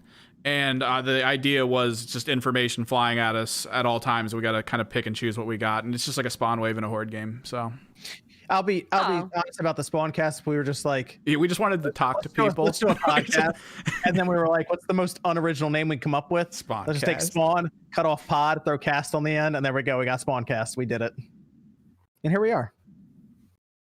Very interesting origin story for both of those. I can't wait for the movie to be made about it. I know, right? That'll be crazy. 30 seconds. I do like to talk about the fact when you emailed me for the SpawnCast, like episode 2 or 3, it was really early on. You're like, hey, we're doing a before I learned how to use Twitter. It's crazy. Yeah. Well, it was just so funny because at the time it was just kind of like, okay, sure, I guess I'll do it. Like I had no idea any of this. If we do a movie, I want John Boyega to play myself. So ooh, that's what I want. I'm Brad Pitt. I called it. I'm Brad Pitt. Evan, we have another Discord question. That's it. We're good. That's it. All right, we're good. Scott Pilgrim vs. the World, the game. Yeah, the movie. The story? Can we the game? Can we get this thing back? Is Ubisoft teasing the return of the game? I saw your video, John, and you looked surprised. I looked very surprised. You saw the thumbnail, right? I watched the video too. So I want to hear your thoughts because the problem with me with this is that I played a little bit of the game and I watched a little bit of the movie, but I don't remember the movie much just because the movie's good. I've watched the movie several times. I figured the movie was good. It was just other stuff was happening during the movie, but yeah. So I want to hear your thoughts. I'm hoping the game comes back. They are putting the movie back in theaters though for the 10th anniversary because it is the 10th anniversary for. Dope! I could actually watch it now. Well, it is a big screen experience. I want to say this to anybody in chat. The movie has aged amazingly. It's actually good. Yeah, it's a very 2020 movie that they just happened to make 10 years ago. You need to see it on the big screen. There's a bunch of it's based almost in video games. They make a lot of video game references. There is a video game boss battle a couple times in the movie that looks good on a screen. Like watching it at home is not the same experience. So I'm excited excited for the game, but I'm also super hyped for the movie coming back. The problem with the game is there's a couple of rights holders with it. I know Ubisoft, but then I believe Universal is involved some way too. But the game was based on I believe the novel as well. It wasn't based on the movie. It actually went back to the source material. Was like, we'll just base this off of that. So, but I think it's a shame because when it first hit theaters, no one went to see it. They didn't advertise it. We had an employee at our store who I went to go see it, and I went, "Oh God, that's out!" Like none of us knew about it. No one saw it, so it bombed bad at the. I think it had a bad name maybe because the name was just Scott Pilgrim versus. Because like they had good act, like they had the dude from Superbad, and like he was like riding really high at the time because Superbad was freaking amazing. They have what's the name, Captain America and Superman in there. Yep. They're both in there. Did somebody say like Brie Larson was in there too, like a younger? In there. Yeah. Yeah. Well, so it's famous also though in the movie industry. The movie is famous because it bombed in theaters and then sold crazy good on DVD for years and years and years afterwards. So it made its money back over time. So now it's kind of become the example of like, okay, even if you have a bad opening weekend, as long as it's a good enough movie, you'll probably make your money back. Yes, there's a really good video on YouTube that's called Everything Great About Scott Pilgrim vs. the World, and they had to break it up into 2 parts because they go in depth with like camera cuts and pans and zooms and all the crazy stuff the director did with that movie. And it's actually really interesting, all the things you didn't even really notice because it's like it's just you're just watching the movie, but they do a lot of clever things in it. But I'm hoping it comes back. I'm honestly not holding my breath, but it would be nice to see Scott Pilgrim vs. World, the game, come back because that's the one that everyone points to because it was delisted and there was never a physical copy and you can't get the game otherwise. So that is one of the victims of the digital-only era. Well, one of my fans said that there is a glitch with it, though. If you did already install it and you have the original console you installed it on, you can eternally reinstall it. You can reinstall it, yeah. Yeah, so there are people who can play it. Somebody tested it. They installed it on a PS3. People started emulating it on the PC with the RCPS3 emulator. So technically you can emulate it on your PC that way. It does work. So I guess we'll go over here. We will finish up with the super chats. Let me pull those up here. And there we go. Okay. Juice Man Vaughn says, no, Nate is wrong about Sunshine. No, shout out to But then right below that, Matt M says, Nate is right about Sunshine. It's almost like it's a divisive topic. Hey, if nothing else, the game's the most interesting one because of the conversation around it. Nah. I already told you, Nate. I have a feeling as this Remasters Collection is announced, all right, out of the games on there, I bet you Sunshine's discussed the most. Because people are going to go back to it and they're going to realize how awful it is. They're going to say, wow, I thought this game was good when I was a kid. I was told that if it trends above Galaxy, it's automatically better. I was told this. If it's going to trend, you have to look at the context of the trending. If it's 90% of people saying Sunshine sucks, Sunshine does not make it good. What if it's because they're excited for Sunshine? More people will be excited for Galaxy than Sunshine. I don't know. Sunshine's a GameCube game. People might just be excited because of that. Well, that doesn't count. Just excited. It's a GameCube game on the Switch. Yeah, bad one. I'll tell you. I mean, if it trends, above Galaxy, maybe it's better. I don't know. We'll see. How many people get excited when 13 comes to the Switch? Hey! You leave 13 alone. GameCube game too. Final Fantasy 13? Well, okay, actually, yes. Whatever happened what happened to 13? I'm gonna have to. I'll let Mike. It came out. And it's just been out for a long time. We're talking about 13, the shooter. Yeah, I know. That's what I'm saying. It came out a long time ago, and that's about it. But they're redoing it. They were doing a remaster for it, and it's in the same place as Crystal Chronicles. The dumpster. Whoa! What? Whoa! I'm looking forward to Crystal Chronicles. I think that'll be fun. Crystal Chronicles stream. Crystal Chronicles has, I believe, cross save and cross play. It has all of that. Yeah. And we're gonna make Fringe carry the friggin' bucket. Yeah, we're playing that, right? Carry a bucket. We are definitely. We're playing. What are we playing? Final Fantasy Crystal Chronicles. Behind the scenes, we've been playing Halo a lot. Well, like after the SpawnCast, we've been getting on Halo and playing it. So I'm trying to get everybody to do like a SpawnCast playthrough of Crystal Chronicles. So sorry, Jordan, you have to carry the bucket. We'll all play the game. I don't even know what that means. There, you have to. I'm ready for it. You have to carry like this orb of power to keep like the. Oh, I like that. I like having orbs of power. Bucket action. It means you don't get to fight. You got to be our bitch boy. Oh, sweet! But you So I control just get to walk around while you guys, beat the game for me. That's a pretty good deal. we're putting our life in your hands. Oh man. Oh, I'm screwed. Don't drop Then Evan Reeves says, "You're all just gonna skip the Virtual Boy." We talked about the Virtual Boy. We gave it a 1. Nintendo's It still exists. the Virtual Boy. Zoob says, speaking of Bayonetta, playing Astral Chain and Wonderful 101 on Switch makes me think Platinum is novelty over quality. Mm-hmm. Ooh. Astral Chain. The Astral Chain. I liked Astral Chain. Astral Chain was a good. Astral Chain was fun. Over quality. I love it. That doesn't even Overrated. make sense. I knew Jordan would be on that immediately. Hey, Jordan, can you explain why Astral Chain's bad, real quick? Yeah, Fight. boring as all heck. How is it boring? What about the mechanics? What about the mechanics you don't like? Mechanics are trash. How does Platinum it work? what Platinum likes to do is just overcomplicate everything. They're like, here's this. But You can't explain why he doesn't like I the just game. did. I didn't like it. Join out here like, oh, not that guy used to join. Maybe I just dislike it because you don't shut up about it. Maybe you just talk about it way too much that I just hate it because you talk about it so much. Ooh, They should add more walking into the game. Maybe it'd be better, like Death Stranding.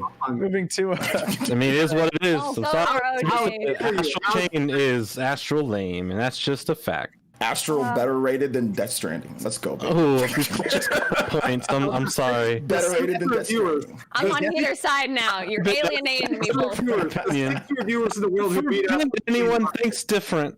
Hey, Death Stranding told the future, so. True. This is it's a documentary.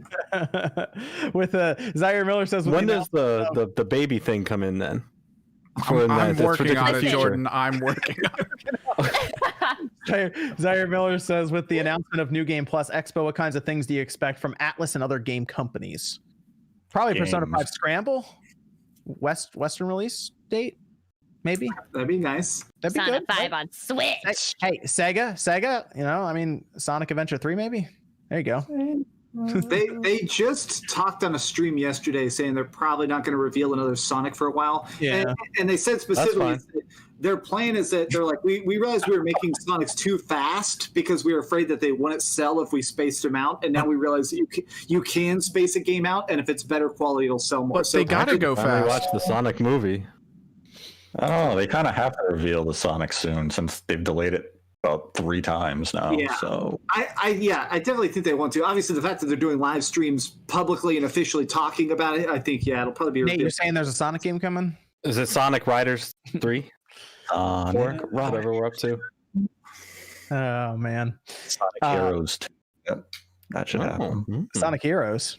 I like that. Remember That's cool down. Huh. Interesting. There's only one good Sonic game, and it's Sonic R. Radberry Gaming says OJ versus Nate to see if Bayonetta comes out this year.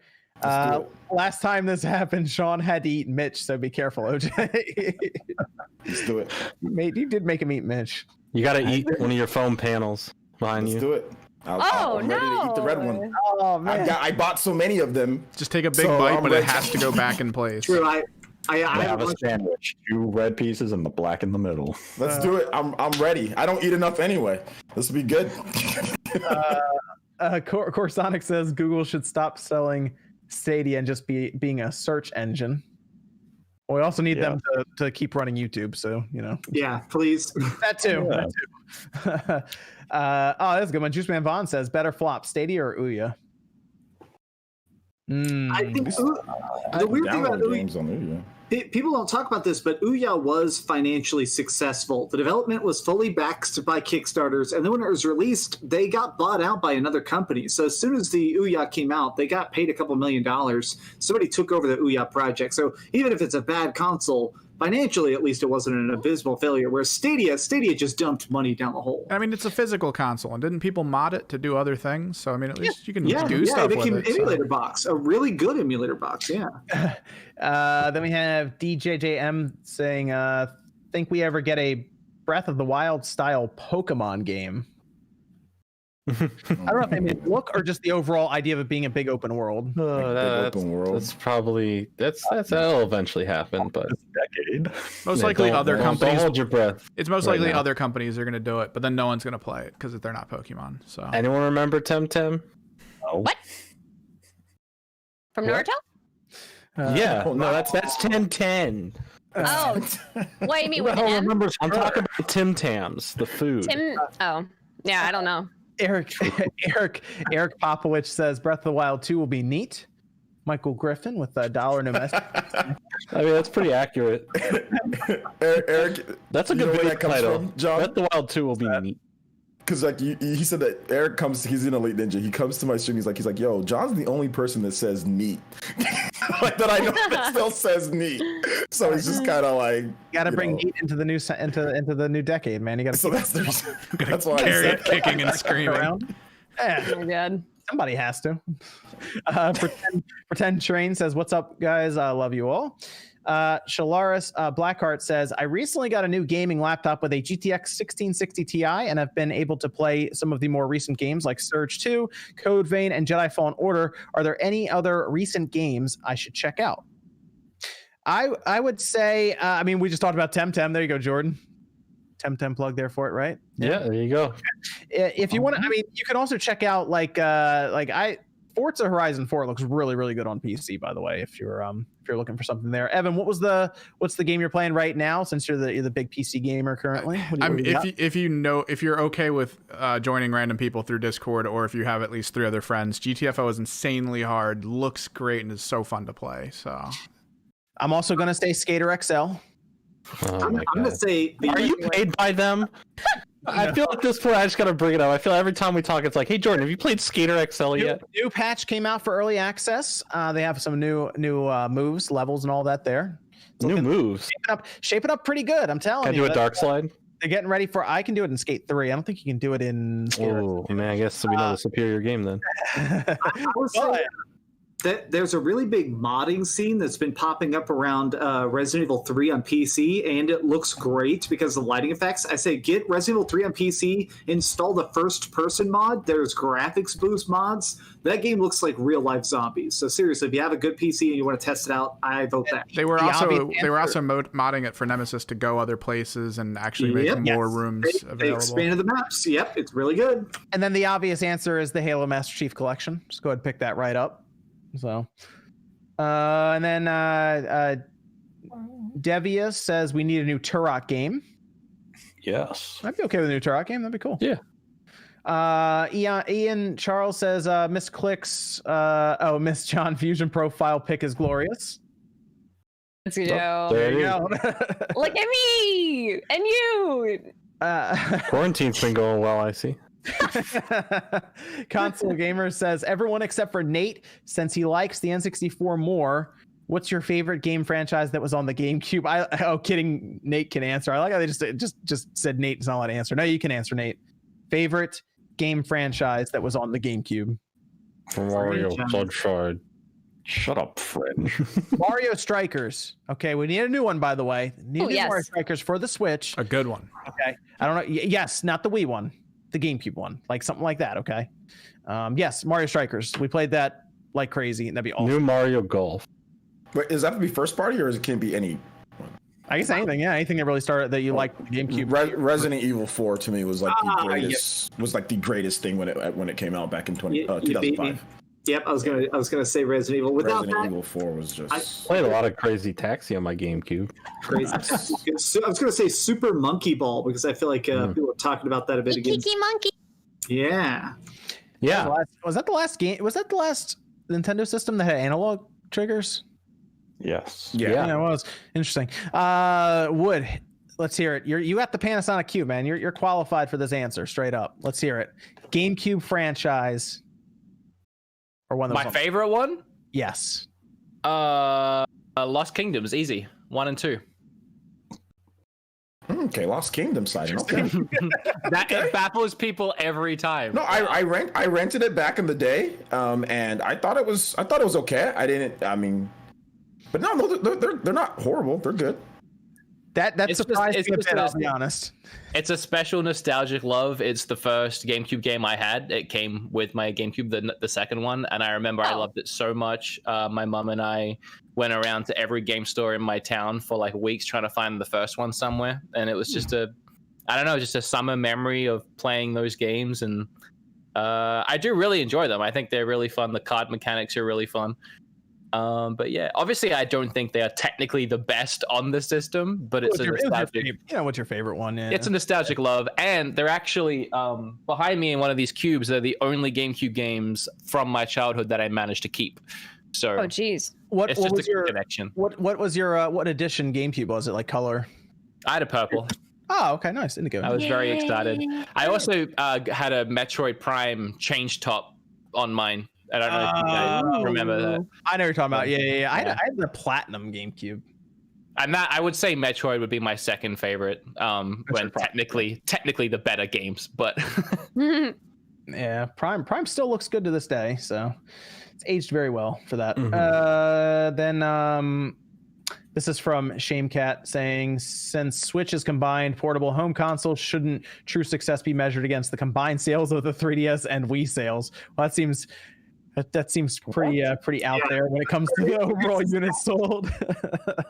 It doesn't count unless it beats two of the best-selling things of all time. I'm gonna say no because they were two separate consoles or generations. People own the Wii in general and a DS. You're not gonna own two Switches. That's I would say a lot. I think a lot of people actually do right now. I think a lot of people own. How many you got? With the Wii DS. I played the fifth on that one. Yeah, but you can't drop that question in this group. We gotta poll like everyone in chat who has two Switches, that kind of thing. Populace who isn't owning four Switches. Like I've seen a picture of Austin John's table with like 10 Switches across it. Like,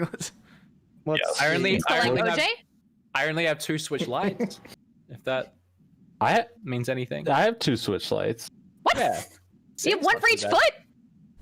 Like, what are you? I have two Switch Lites because I reshelled them, so I have two Switch Lites too.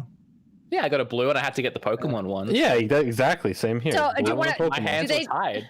I mean, look, I had to get the Animal Crossing one. What am I supposed to do? Not buy that? I mean, listen, I'm not judging. 3 Switch systems. I see some multiple Switch systems here. I get it. If they come out with the Sheikah Slate one, I'm buying it. There you go. Use it? Probably not. But whatever they do with Zelda, any system, I'm getting it. I'm copping it with the. But I mean, I still have my Wii U one. If they come out with that Metroid Prime Special Edition, I'm copping that too. Yeah, I have to be on it. I do have a lot of Switches. I have 5. I did hold off on that Animal Crossing one, and that turned out to be a mistake because Animal Crossing one is worth a stupid amount of money. Yeah, I'm very proud of it. I'm so much regret. Yeah, I'm waiting 10 years and paying for my daughter's Yale Harvard education. That's what I'm doing. Like she's going to Yale or Harvard or something. Edward King says, "How about a Marvel MMO in the style of DC Universe Online?" That'd be fun.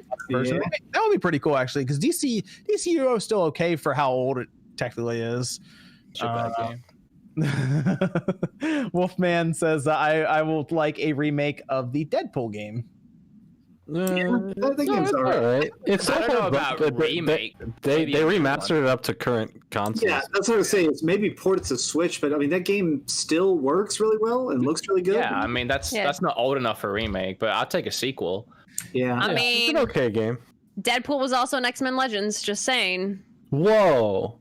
Console Gamer says Daredevil was so good, and I love that you guys are talking about it. Just wish Jordan and John would make a movie wave or something.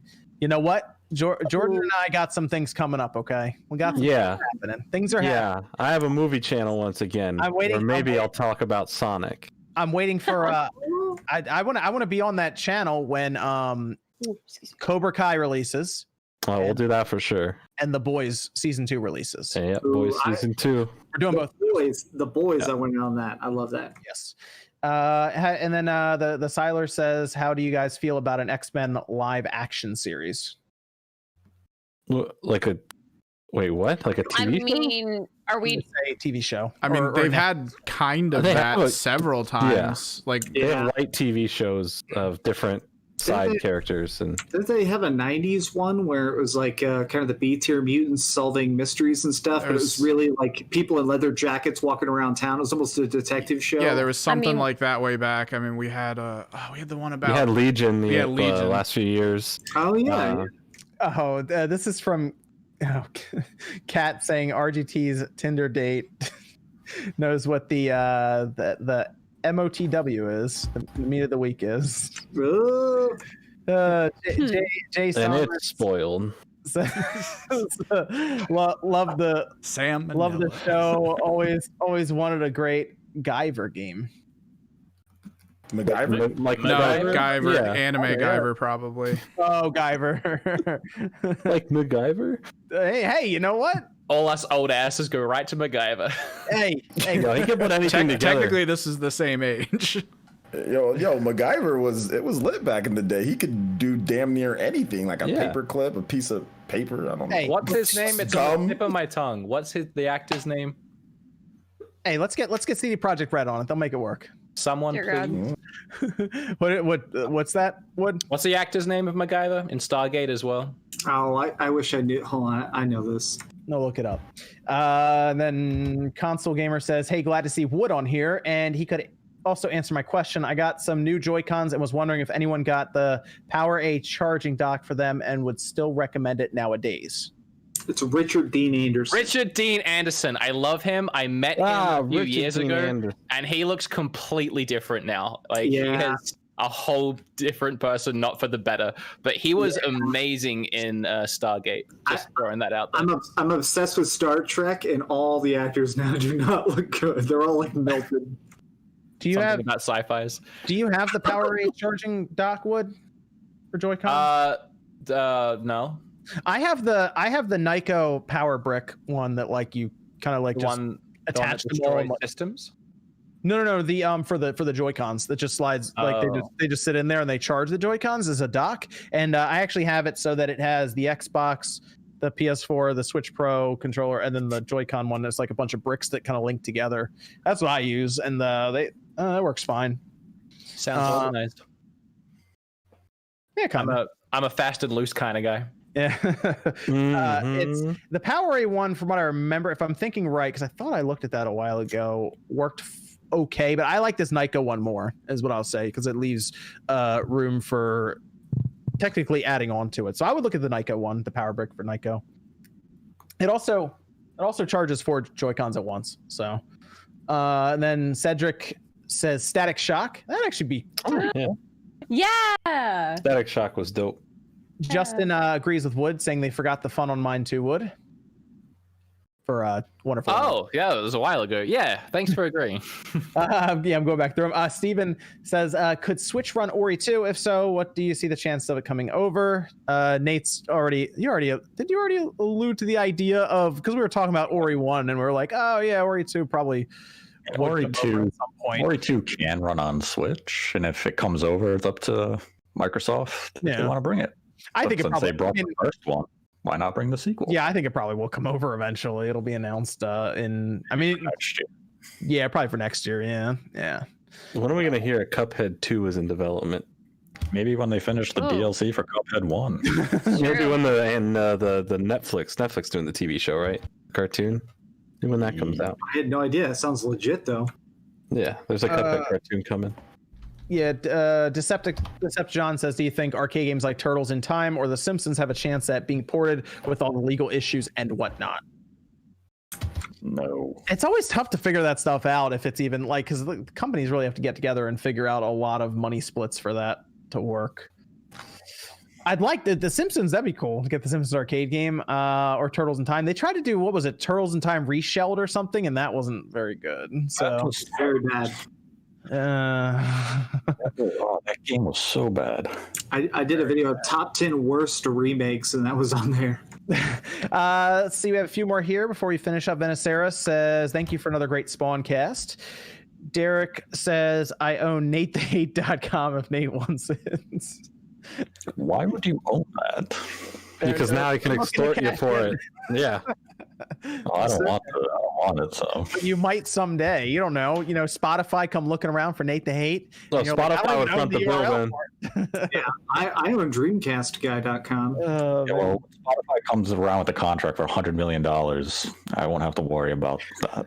Unless that guy's going to charge you a lot for that. Yeah, Joe Rogan didn't even get $100 million. Ooh, Troy Perry says, would more around the twist videos. Oh, okay. That was the Whirly Willy video. Huh. Yeah. Did you edit that one? Yeah. Yeah. That's a weird show. That's the last video on that channel too. I need to do another one. Weird show. Mega Nerd says, how about a Sonic GM2 with Sonic Adventure, Sonic Adventure 2, and Sonic Heroes? It's like a collection. That'd be great. Yeah, that's with the Sonic Jams. Yeah, that'd be great. Did you guys like Sonic Heroes? I did not like that game that much. It's like the theme interesting. Yeah, I don't think it's a great game, but I think it's an interesting idea. I mean, I definitely have an opinion on Sonic Heroes. Please tell me, please, God. Oh gosh. No, I'm just letting you know I have an opinion. Okay, on it. he has an opinion. I do have one. I'm curious to hear it. Oh, man. I just told you I do have an opinion on it. Yeah, that's why I want to hear the opinion. Yeah, I have an opinion on all Sonic stuff. Like I just watched the movie. And what is your opinion on it? It was a. Maybe I'll talk about it next week on YouTube. This is clickbait. Ratberry Gaming asks, favorite PS4 exclusive. Favorite PS4 exclusive? I'll say Horizon. Maybe Infamous Second Son. I think Spider-Man for sure. I think I'm gonna go with God of War. Look at Click's face. Thank you. Yeah, Thank you. Persona Thank you, 5. John. Persona 5 is my favorite PS4 game. Bloodborne every day. Persona 5 is pretty good, but I haven't beat it yet, so I can't. Persona 5 is amazing, Click. Have you played it? Dude, I put I'm I like will play almost it 30 eventually. hours in, and it doesn't feel like I put 30 hours in. Play It's a the really good game. Royal is quite possibly the perfect game. I wouldn't say more perfect. entertainment but out of Royal's freaking great. slashing Draugrs heads in half than I am romancing all the freaking females in a game and going on a day-to-day basis. That's not exactly what you do all the time. I'm but- sorry you're so And frustrated. all the time. Well, I mean, it's kind of later you do that stuff. It's kind of more of like, getting a bunch of demons, like talking to them so they can join up with you. Got it. Okay. Do you get to slash their heads So in you half? date the demons first? I'm not getting this. What's You happening? like get to rip We're dating the demons now? jaw down Per- all the way to you know, their body? You kind of just talk to them and see if they want to roll with you or not. See who's cool. See who's down. Swipe left, swipe right on demons. All right. See, if I want to talk to demons, though, Hey, I'll I'm gonna just go on say Twitter. Ghost Tsushima. I can't even say it anymore. Persona 5 is amazing. Persona 5 is really. I think I'm not it's gonna be listen, pretty I'm good. not Sucker bashing punch. I'm just saying they're not the same. God of War is good. But Yeah, God of War's pretty dang good. God of War's good. God of War's It has a couple issues, but it's pretty good. What's your favorite PS4 exclusive? Order 918. No. God of War. It's not a bad movie. Okay. Actually, we heard a little bit of everything. I heard Spider-Man, Blood. What did you You say? didn't hear Evan. You didn't It hear will Evan. never be Last of Us 2. I've only played that's 3, unfortunate. so I'm not really going to weigh in on Okay, this. yes.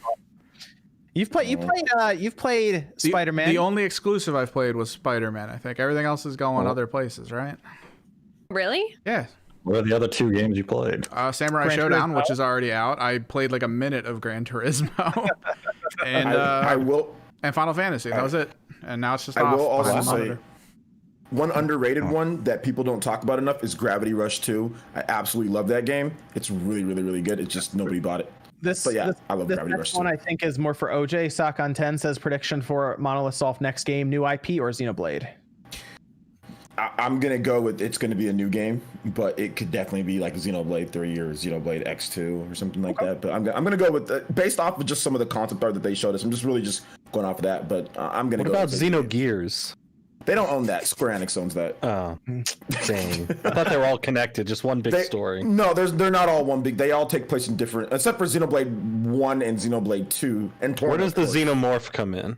Xeno just means alien. That's all it means. It doesn't mean they're not connected in any way. It just means that it's like an alien type of situation. But that's all it means. What about Xena, Warrior Princess? That's a great show. I used to watch that show all the time back in the day. I think there's a fighting game for Makes that out sense. there somewhere. Yeah. Decepticon says Skater XL is John's Raid Shadow Legends. Hey, you know what? We're not getting Where's the bread. bag? Back up the Truck Skater XL. You gotta get that bread, I'm man. ready for this. I already made videos on the game, and I made videos on the game last year. No, even the year before that. 2 years ago, yeah. You say you have to make that bread quick. Well, unless Raid Shadow Legends comes calling, then you might. Because everyone's like, you. Hey, you know what? Yeah, Skater XL. I'm here. Come on by. Amiibo fan says, would Nate play Zork over Sunshine? What the hell is Zork? That's a text-based adventure game. I played the Zork remake. I think that's where that stupidity comes from. If you play Call of Duty Black Ops, you could play Zork. It's in there for free. Okay. It's so bad. Zork is horrible. But then if you like point-and-click adventure games, you might like it. Zork is like good point-and-click adventure games. What about text-based adventure games? It was a text-based game. That's what originally Zork was. But then there's Return to Zork, where they actually have an FMV where there's like people acting in there. Or a remaster? It's a remake. Or is it a sequel? It's a remake. We don't even know at this point. Okay, that's. Nobody knows. You know what? Never mind. It's a remaster. They changed the font, and that's what it's a redo. Remaster. Remake a text-based game? Yeah, they changed the font. Yeah, they took the text and used it to make actual visuals. It's pretty crazy. This is from Zaire Miller saying, what game had you play that changes your perspective? Spec Ops The Line. Breath of the Wild. Spec Ops The Line is a very mind F. I'd say Portal. Amazing. First time I played Portal, I felt like it expanded my brain. I never thought about like momentum and kinetic force in such a like active aspect. Okay. Oh, Smash Brothers too. Like I completely just messed up what I thought about fighting games because before all we got was just 2D fighting games. Smash Brothers, you actually had to knock them out. It was something completely different that we hadn't seen before in a fighting game. So when Smash came out in 1998 or 99 or whatever, that was a completely different type of fighting game. 4 people all in there knocking each other out. It wasn't about health bars. It was about percentages. That completely changed, what I thought about fighting games. I'll take the obvious answer and say Mario 64. No, Mario 64. Yeah, that's the easy. What is this perspective answer that is being changed? Oh, I mean, for perspective in general. Well, because we were doing Super. What blew you away? What changed your mind? Of Mario 64 3D and analog. Just say God of War, Death Stranding. You're approaching from like the perception. Okay, I was thinking more of like life and that's what I was philosophical. Yeah. Because for me, it's like it's one of two. It's either gotta be Shadow Colossus, where you find out you're the antagonist the whole time, or Death Stranding. Oh, hold on. You do that in where you find out you have a baby the whole time. Knights of the Old Republic, then. Huh? Knights of the Old Republic, you do that. Yeah. That was a good. That was a good twist. Yeah. And he is doing it for heroic means as well, just like in Shadow. I have to firmly say Chameleon Twist. I didn't know tongues could do that. Okay. Alan says, Alan asks, favorite Britney song. What? Spears? Toxic. I'm gonna probably say Britney Spears. Toxic slaps. Okay. Yeah. Yeah, Toxic is good. That violin, super good. Mirror Shield asks, Wood, is N64 better than GameCube? I mean, it's pretty obvious it is, just one confirmation. No, but Ocarina of Time changed my perspective on on video games when I played it. Because before then I'd only ever played NES games, and then most recently a legit answer, which I'm not going to get into, Death Stranding legitimately did change my perception on games, and what a game could be for better or worse, and there was elements of both. Ooh, El Shaddai. But GameCube is better than. There we go. See. I mean, it has Mario Sunshines. Right. That doesn't help. What do you need? Hey, it's a blemish. You're a blemish. Oh, you took it from me. Damn it. You're a blemish to this podcast, Nate. Oh man. You're a boil on the ass of this podcast. You're not wrong. Bonsley says, Eternal Darkness for the win. Is anyone playing the Splatfest this weekend? Miss No. OJR. Yeah. If so, ketchup or mayo? Ketchup all the way. Who's mayo? If you should not be eating mayonnaise unless it's mayo, olive oil you're mayonnaise. Okay, listen. Olive oil mayonnaise. That's the only mayonnaise you should. I'm gonna. If you're eating mayo, you've already failed. I'm gonna tell a story that no one really cares to hear, but in my heart, I'm Team Mayo. But I was multi-streaming with one of my best friends that I've known since I started streaming, and he wanted to be Team Ketchup. So I used the analogy: if I had to save a bottle of mayo or my friend, I'd save my friend. So I'll go with what team he wants. Jeez, you're thinking too much into this. Like mayo's disgusting. Mayo, hold on. Both are delicious and actually combined. Is mayonnaise. That's a disgusting word. Hold up, mayo. Listen. Mayonnaise. Oh, Jordan. Yeah, but the more you say mayonnaise, it gets gross. The more you say Jordan, you're just annoyed. And you're like Jordan. Yeah, it's just annoying. It's not disgusting like mayonnaise. Listen, hold up. Chicken salad, tuna salad, freaking tuna's sandwiches, fine, but just be light on the mayo. You freaking add Chipotle mayo. You have like garlic mayo on your burgers. Ew. You mix it, dude. Mayo goes with like so many things, dude. No, you can keep it in the trash. It's like fries and meatloaf, and like.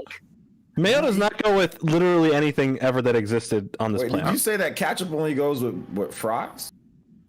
Ketchup goes with anything. You can have ketchup on ketchup, honestly. It tastes good. Burgers can also have ketchup and mayo together. Wish we had Sean on here. He'd probably put his foot down on this from Sonic. See, chat gets it. They're cultured, okay? Honestly, this guy said mayo ruins burgers. Yeah, it does ruin burgers. Mayo's it's disgusting. It's fattening. You got to get the olive oil mayo. Like, if you're gonna get any kind of mayo, you got to get a little bit healthier mayo. Mayo, regular mayo is disgusting. It's really awful. Hold up, it's not Team Ketchup versus death. Team Olive Oil Mayo. It's just either. If it was olive oil mayo, then I would be more considered to picking either of those fronts. But then what is it? All natural freaking ketchup? Like, what do you mean? Yeah, there's organic ketchup. Yeah, there's organic. There's no sugar added. There's light. There's a bunch of different ketchups. Yeah, you take a tomato and you smush it, and that's it. That's organic ketchup. That's not the whole process. No, that's disgusting. If you tomatoes are gross. Ketchup is fine. Wait a minute. Hold on. Tomatoes are great. No, they aren't. They're I had a tomato earlier. Like a nice Roma tomato is great. Why you just pick it up, bite right into it? That's disgusting. All I know is I can't put ketchup in tuna fish, so. Thank you. No, you could. You could. There's nothing in the universe stopping you. If you're psychotic, sure, of course. Just for that, I'm gonna make a video of me preparing some tuna slapped in ketchup. Just go to town. This Splatfest is a lot more serious than I thought it would be. Dude, this is. We need Sean's take on this. Yeah, Sean needs to be here. He used to work at Sonic, so like, come on. Dude, Sean's like, you don't have to work at Sonic. So I would take some roast beef and I'd slap some mayonnaise on it and then shove it in my mouth. Okay. Drinking ketchup on the side. While drinking ketchup with my Dr. Pepper. Diet Dr. Pepper. A few more here before we finish up. Swag says, Nate, what's your favorite sandwich, ham and cheese, or when is the Nintendo Switch Pro coming out sandwich? I don't like ham. Corsonic says Sonic Colors was the best, even though the bosses could have been a better variety. That's inaccurate. There's no best Sonic game. Tesla Volta Game says, Evan, what did you think of Final Fantasy VII Remake? It was all right. It's all right. It's all right. A masterpiece, yes. Combat was enjoyable. Once you get the counter on that dual blade, it just becomes super easy. A lot of people complaining about the final fight didn't seem to know how to time that, I guess. Like it was okay. Fighting flying things sucked. They really needed to rework their flying fights. And some of the bosses were just obnoxious waiting things, just like the Reaper boss where you have to wait when he's just running around circles, spinning crap around. As much. It's a lot of decisions that they made that were like, all right. But what about a house? What about a house that fights you? You like that? That's a classic. It is a classic fight, but again, there are parts where he just flies in the air, and then you're like, all right, what do I do down here? I guess I just run in circles. All right, cool. Thanks, game. I like that. I like fighting against flying houses. That's fun. That's fun. Flying houses are great. Juice Man Vaughn says, I like how OJ knows the history of Zork now. I do know the history of Zork. That's a messed up place, dude. Zork is a very messed up place. But it is apparently the best example of a remake. Then it's one of them. Yes. But not Resident Evil 1 remake. Of course. And then Bill Jan says, can we get Swagger Souls on podcast? Look into that. We have a lot of guests coming up soon. So I think we're gonna have some pretty fun guests. That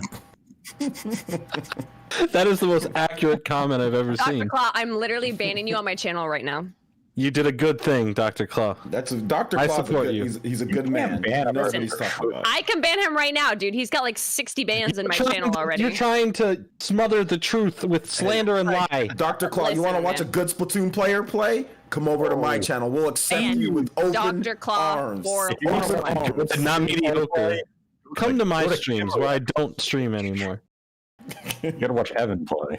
Come to my streams. I don't ban anybody. We're gonna go around and start doing outros. We have a few more super chats and everything. We're in overtime, and I didn't want to keep Wood too much longer since I know he's editing and stuff too right now. I want to hear John read that Mayo super chat. Which one? The one we just got. I want you to read the whole thing. Let it be heard. The one that says is from Dr. Claw. Mayo is a goop that's been pre-digested, squeezed out of the devil's butt. Miss, you're out of your mind, and I'm sorry about your bad.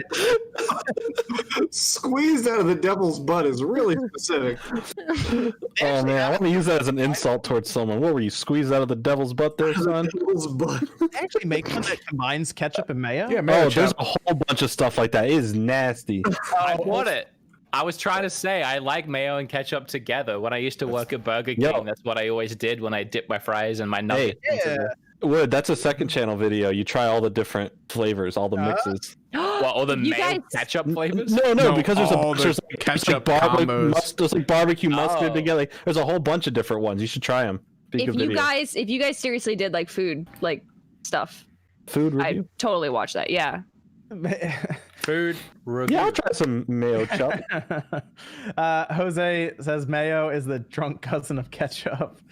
Venicera says you are all wrong, Team Tabasco. Tabasco, Tabasco good. There's an ocean of hot sauces I'll go with before Tabasco. Yeah, there's other hot sauces. Dr. Claw says mayo is absolutely satanic. Misses a pile of wrong. Dude, you're banned already. I mean, there's nothing else you can say at this point. I like these comments. He's gonna talk himself out. Nick says Zelda Seasons and Ages remake in the same style as Link's Awakening on Switch. Yes, please. That would actually be pretty cool. I'd be happy with that. Can we get a Phantom Hourglass remastered? No. I agree. Ziljan says ketchup is only good on cookies. Mayo rocks though. Honestly, ketchup's fine on anything. Big Z's just messing on macaroni. It's good on your scrambled eggs. It's good on mashed potatoes. You can throw ketchup on anything. Ryan says best console with the worst controller. They say you've had ketchup and mac and cheese. That's actually pretty good. Yeah, dude, it's slaps. Yeah. What is wrong with you guys? Pretty hard. We're cultured. Okay, listen. No, hold on. What is from like Australia? So like, yeah, I get it. Like that's your thing. That's your thing. It's upside down. You're in upside down world. Jordan's from like down the street, like freaking New York kind of guy. Like ketchup is that thing. Ketchup on your macaroni. It's noodles. On other noodles, you put like a different type of tomato sauce. I'm sorry. I feel like I have to stand up for Australia here. What exactly are you trying to say? Yeah, what's wrong with Australia? Hey, and listen, you guys like things like Vegemite and stuff like that, so like I get it. Are you scared of a little bit of salt on your bread? Yeah, I don't need any more salt. Well, that's your loss. There's Himalayan pink salt. It's fantastic. My opinion's invalid because we like gross things, is what I'm hearing. I don't think it's invalid. I'm saying technically you are of a different culture, so I wouldn't understand. Wait, I'm confused. Wood likes mayo. Yeah, I was trying to be on your side, but now okay, then it's fine. Forget everything I said. You, bro. She backstabbed you, bro. She's fake. She's a fake Team Ketchup. Send her to Team Mayo. They just pull this knife out of my back. Put that over there. I'm just saying, y'all absolutely disgusting. Listen. I have nothing against Australia. All right, I'm just saying. Just the people and some of their food. Australia's nothing. We do have Australia's nothing. Are they fake? No, Australia's nothing. Good. Ketchup chips are great. Yeah, ketchup chips are here too. Like there are. Yeah, you can dunk them in mayo and have a great time. Okay, no, that's crossing the line there. Real quick, what's the best system with the worst controller? They say the Dreamcast. I'll say the N64. Yeah. Yeah, probably. Yeah. How dare you insult the and then Jennifer, this is good because you had this conversation with MVG Nate. If you could summarize a little bit, potential for Unreal 5 on the look of Switch games.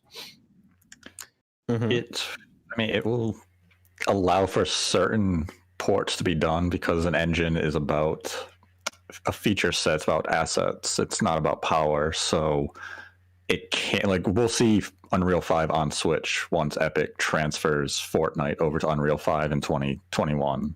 So it will allow certain ports to be done, but it's not going to have all the bells and whistles that we saw in that trailer.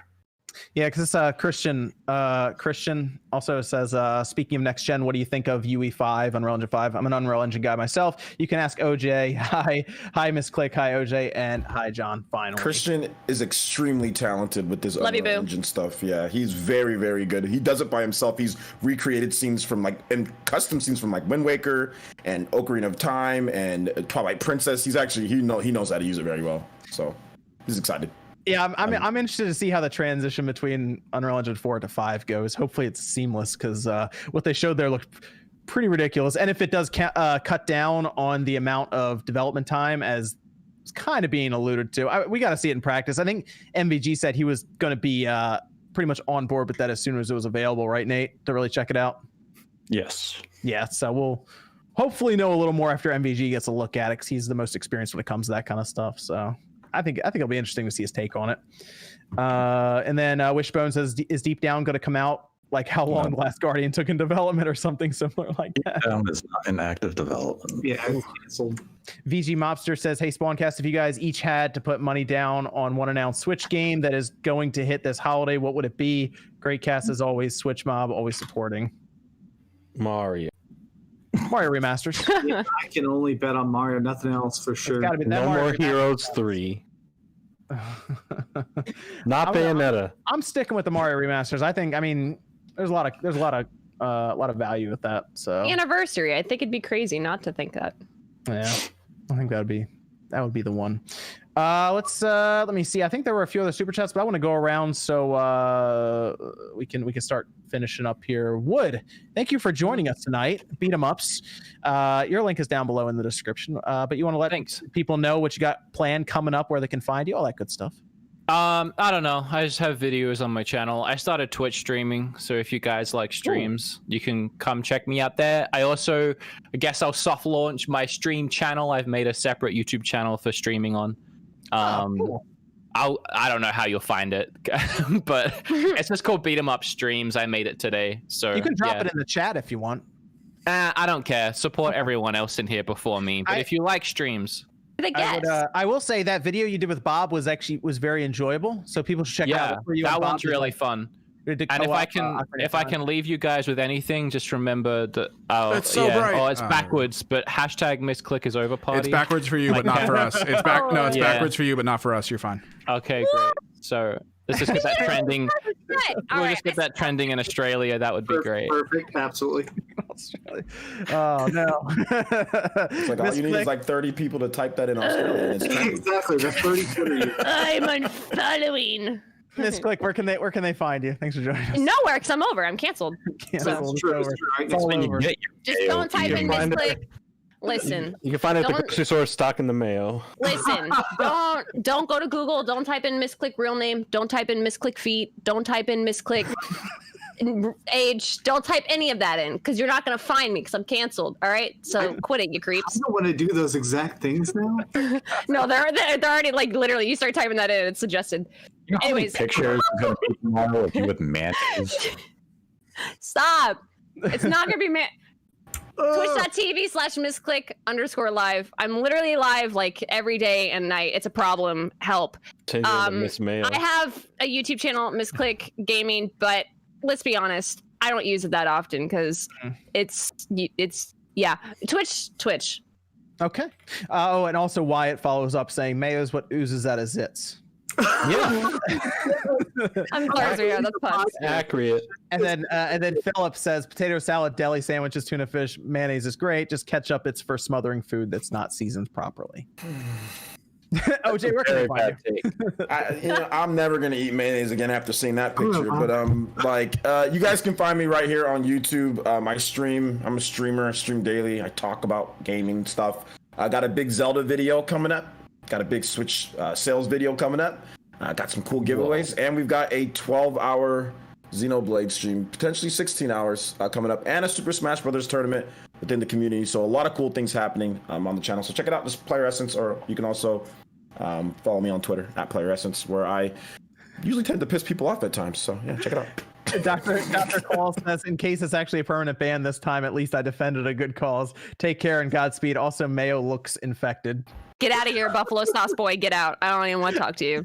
What you got against Buffalo Sauce? Dude, he wouldn't marry Buffalo Sauce if he had the chance. Max, Buffalo Sauce better than Mayo. Max, where can they find you, Dreamcast Guy? YouTube.com/Dreamcast Guy. My God, if you come to my channel, you'll never hear disgusting topics like this. Unless Just for that, next time you stream, I'm coming to it and talk about it. Jordan, what do you what about you, Jordan?